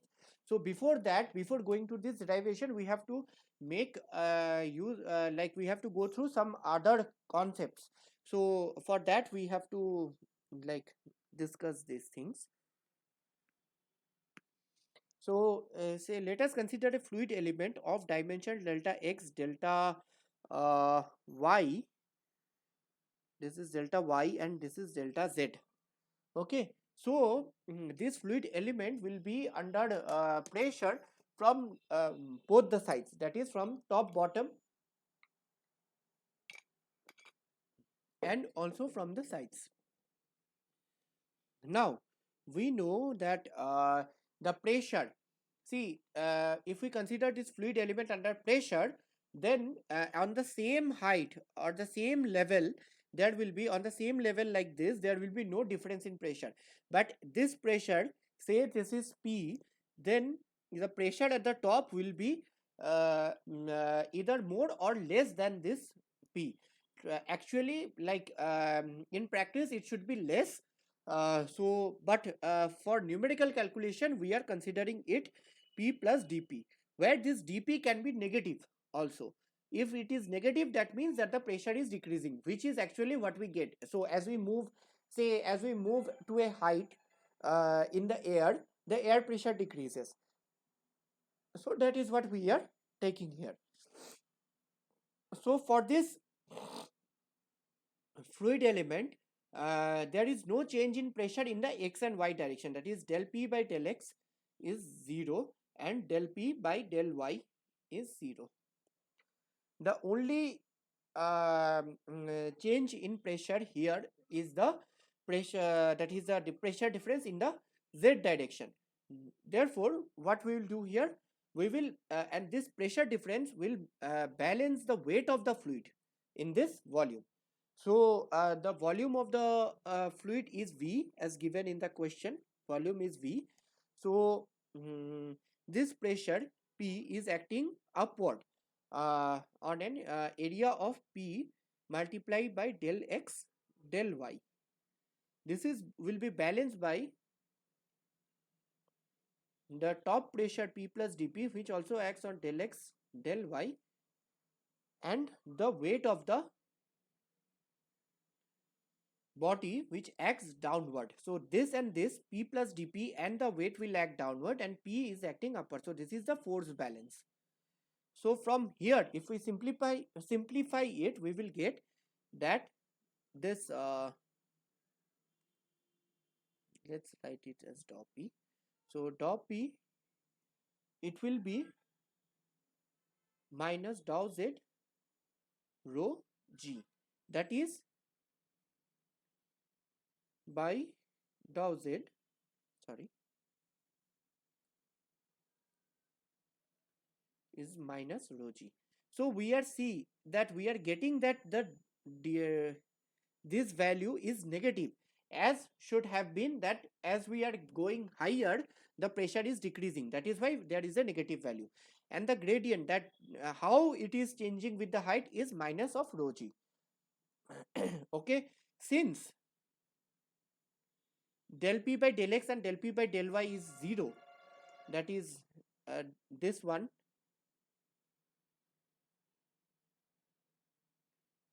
therefore this partial differential can be replaced with a complete differential. Total differential dP by dz is minus rho G. Okay. Now, depending on this, so what will be the net upward force on this fluid element? The net upward force will be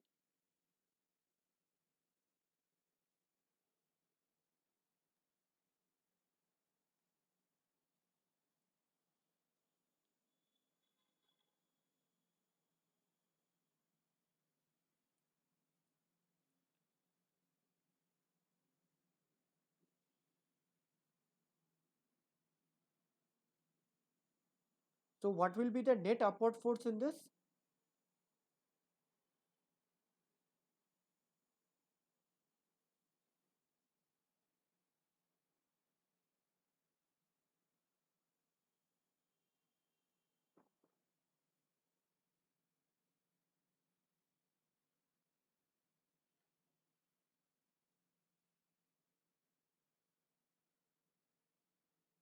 Okay, let me start with a different diagram. It will be easier for you in that case.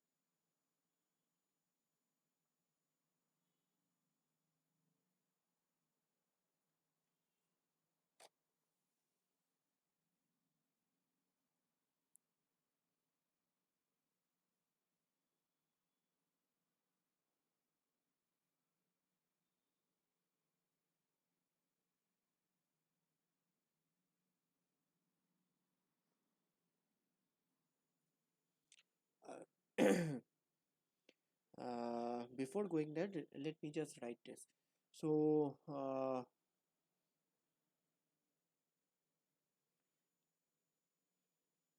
okay, so here the net upward force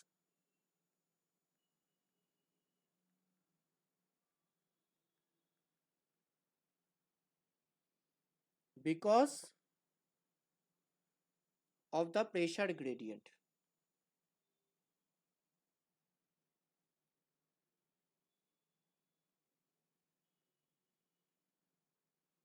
is what? Because of the pressure gradient.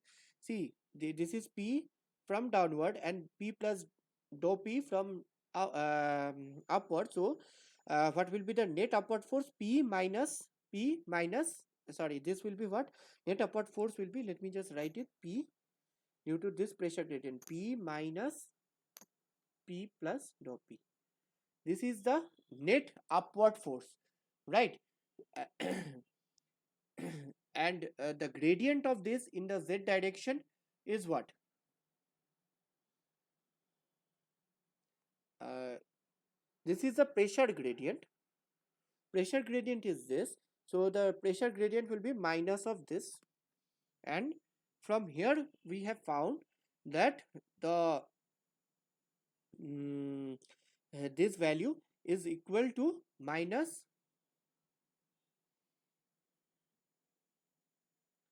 So this was the pressure gradient. So the net force due to this pressure gradient will be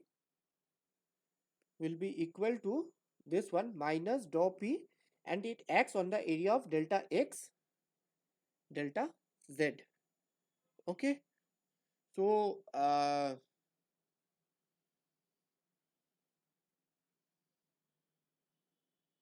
and what is this one? Dou P, it is taken, it is equal to,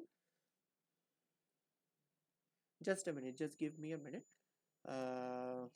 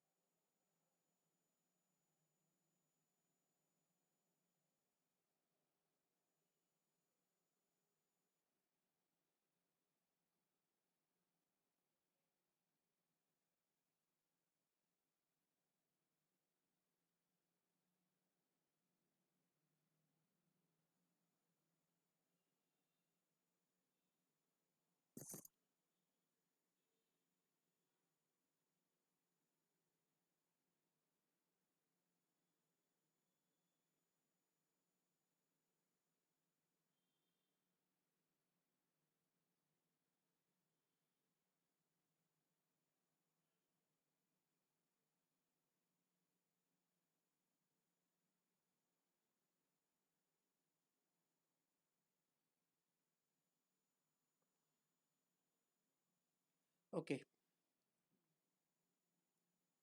Yeah.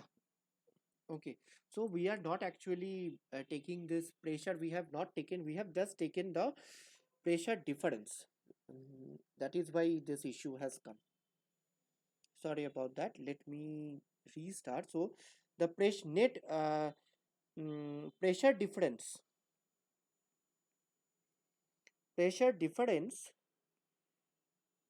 is equal to P minus P plus dou P. This is in the upward direction. That is minus of dou P. It is in the upward direction. Pressure gradient in this direction is equal to how this is changing with the z coordinate in the upward direction. Okay, so this is the pressure gradient in the upward direction. Due to this pressure gradient, what will be the force in the upward direction? Force in the upward direction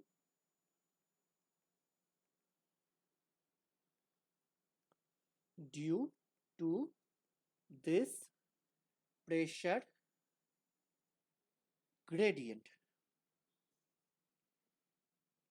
is equal to, you first write the value of the pressure gradient multiplied by the volume of the fluid under consideration, that is delta X, delta Y, delta Z. That is pressure gradient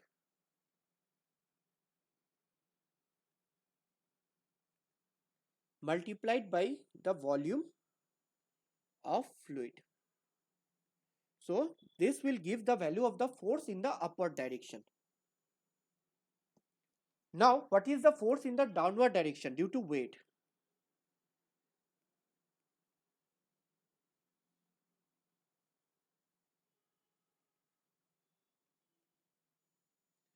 Due to weight, that is equal to rho g delta x, delta y, delta z. So this acts in the downward direction. Therefore, net force in the upward direction.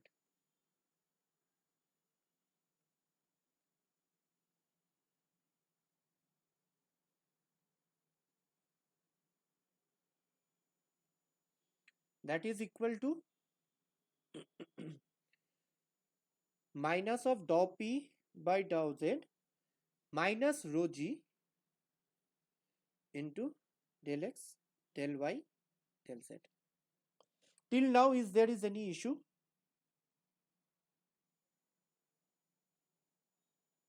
Sir, from the starting, it is not clear. From here, Yes, sir. see, whatever fluid element we are considering, in this fluid element, in the x and x direction, in the y direction, there is no change in pressure because there is no change in elevation, right? There is no change in the pressure. That is why the change in pressure in Yes. x and y is 0. Okay. Now, in the z direction, Yes, let us say sir. that there is a pressure P from the bottom and there is a pressure P plus dou P from the top.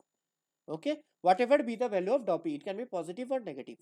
So, this pressure P, it acts on the area of this one, dou x multiplied by dou y, and P plus dou P acts on the same area, dou x dou y, plus so this pressure in the upward direction, this pressure P, the force due to this pressure P will be balancing the pressure in the downward direction from this surface and the weight which will also be acting in the downward direction. That is why we have written the weight.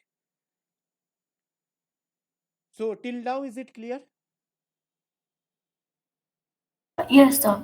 So just a simplification of this will give you this result.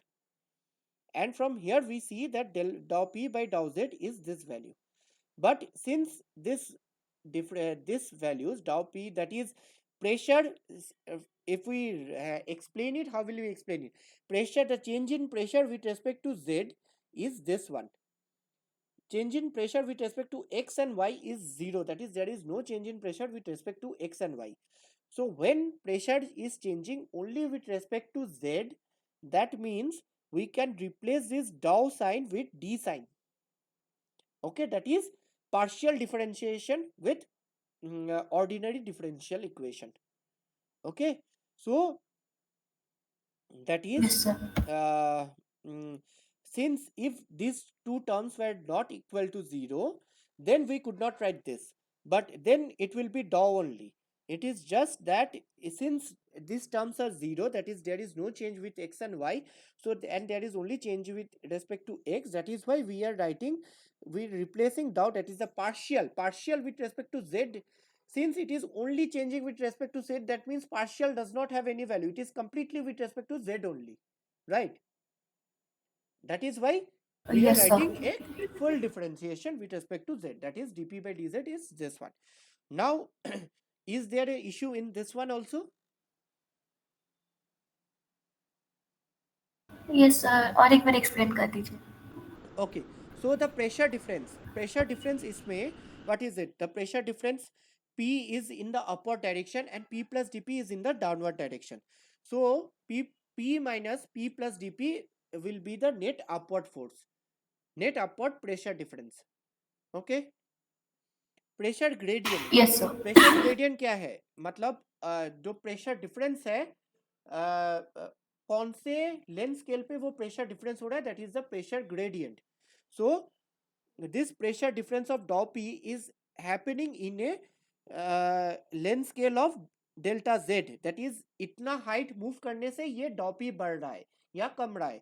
That is why we are taking this gradient as dou P by dou Z, which is acting in the upward direction. So the net pressure gradient is dou P by dou Z in the upward direction. Is it clear? Yes. Yes, sir. तो इसके लिए force in the upward direction will be pressure gradient multiplied by the volume. How is it coming? Let me see, pressure into area is the force, right? So pressure, यहाँ पे pressure का gradient लिया गया, pressure by some length. So if you multiply A with L here, what will you get? This is the volume. So pressure gradient multiplied by the volume gives you the force, same as pressure into area. Yes, sir.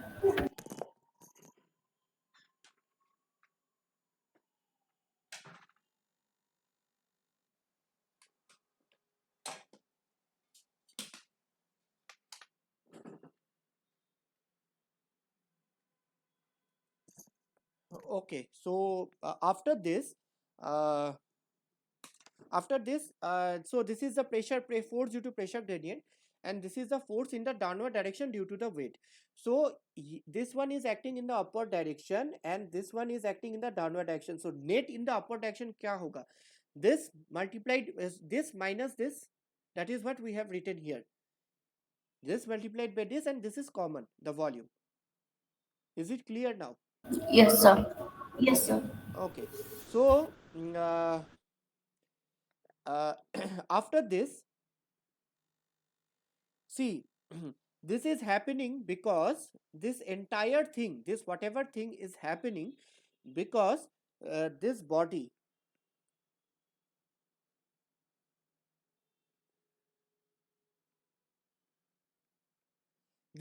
has a density rho, and this fluid is having a density rho. Means the body and the fluid are different.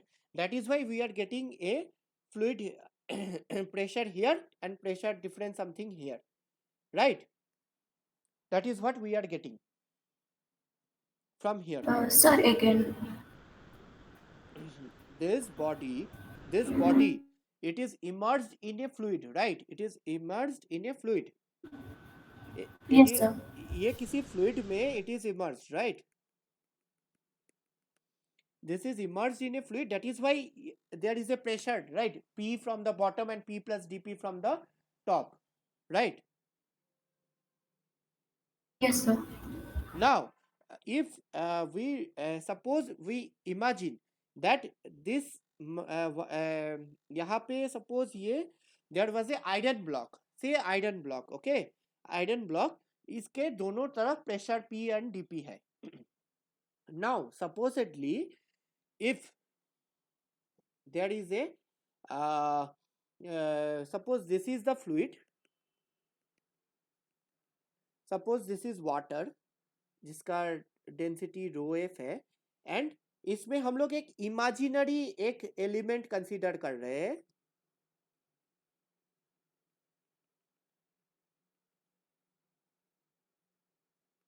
ठीक है, imaginary element यहाँ पे there was iron, there was a physical element जिसका P और DP दोनों अलग अलग surface पे दोनों अलग अलग प्रेशर था.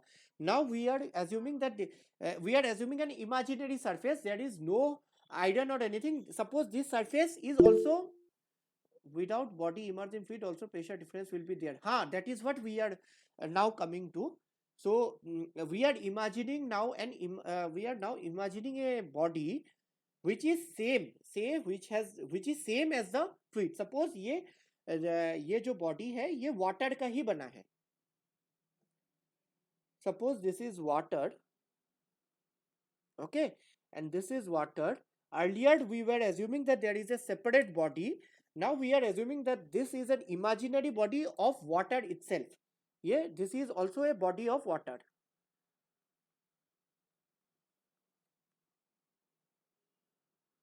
This is also a imaginary body of water.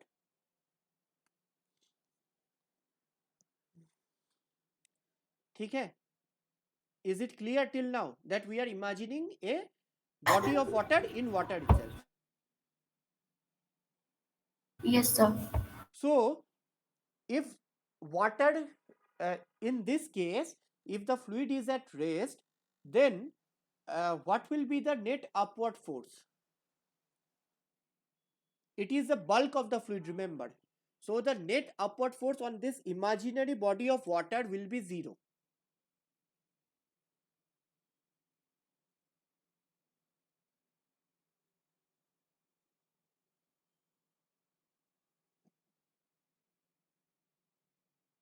Could you understand it?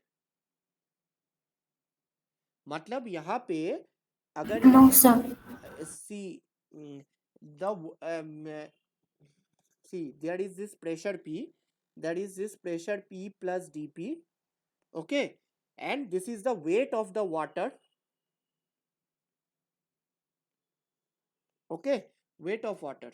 So if जैसे कि in this one we had got कि यहाँ पे there is some net pressure force, net force in the upward direction, but if in this case if there is any force, this यहाँ पे क्या हो रहा है, P multiplied by area minus P plus dP multiplied by area minus weight, ये जो force है net force, ठीक है, if this is it has to be equal to zero, because if there is any net force then ये water क्या ऐसा still रहेगा या ऐसा ऐसा हो जाएगा, if there is any upward force it will become like this, if there is a net upward force it will become like this, it won't remain still like this. So whatever this pressure in the bottom side or at this level of water, whatever is the pressure, this has to balance the downward force of this weight and this and the pressure at this level, otherwise the water will not remain at rest. Is it clear? Like, have you understood this? Yes, sir. So if we see that Yes, sir. for water, for a fluid at rest,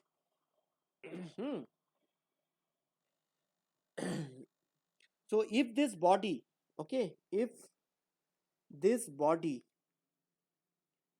which of density rho, we had assumed कि यहाँ body का density है rho, let us assume it that a body का density है rho, which we had got here as rho g, okay. So body of density rho is replaced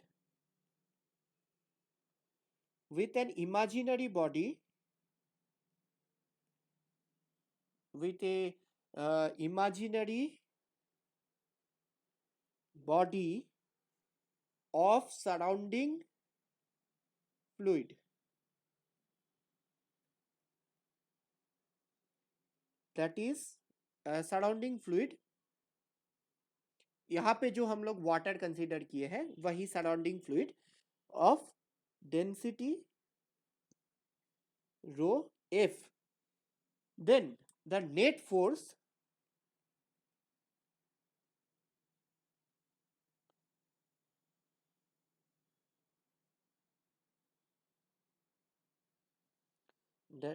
of density rho f, then net force in vertical direction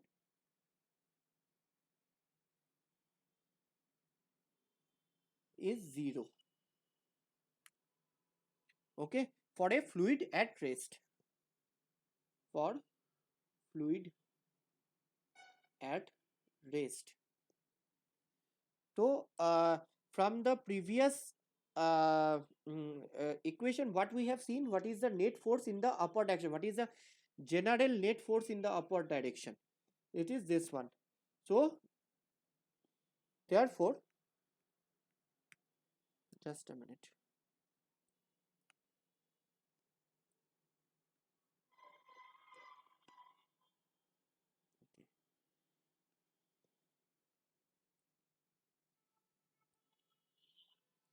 so the net force, it will be, it will have this same expression as this one, right? So therefore minus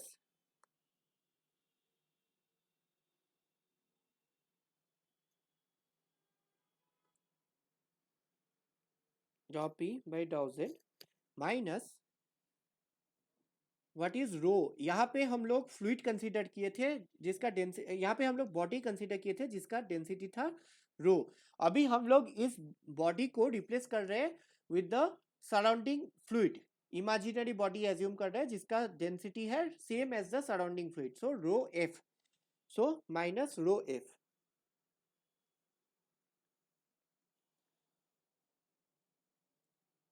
del X del Y del Z. मतलब ये जो हम लोगों ने equation इस body के लिए निकाला था यहाँ पे, वही सेम हम लोग लिख रहे हैं but for this imaginary body.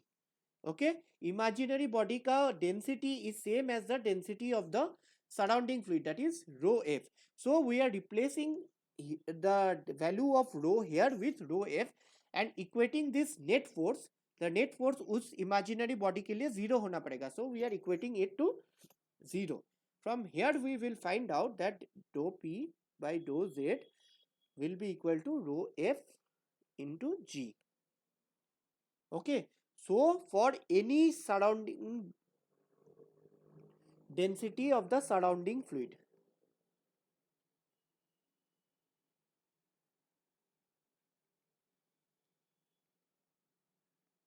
now हम लोग जो previous एकदम start में whatever case we considered, so this is the density rho and this is the fluid having a density rho f. So in this case what we got that for a body which is immersed, body of volume v having density rho which is immersed in a fluid of density rho f, we got the net upward force is equal to what? The net upward force we have got as minus dou p by dou z. This is equal to minus dou p by dou z minus rho g, minus rho g into del x del y del z. But this dou p by dou z we have found it to be this one rho f into g from this equation. So we will just replace it here. So it will be rho f minus rho into g into, and this is what? This is the volume of the fluid. So this is the net upward force acting on a body,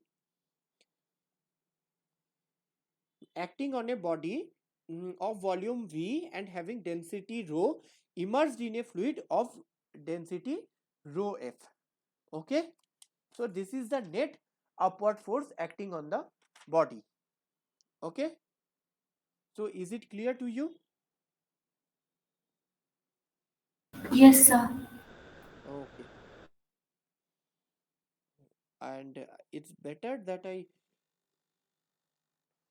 so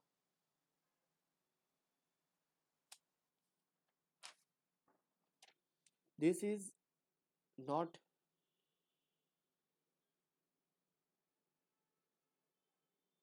this will be net upward force, better. So this is the net upward force acting on the body of density rho immersed in a fluid of density rho f having volume v. So yeah, was it clear till now? Any doubt? Yes, sir. Okay, so I guess the time is quite up today. We will be continuing with the questions in the next class. So yeah, I will see you all in the next class. So please join next Friday from 6 to 8.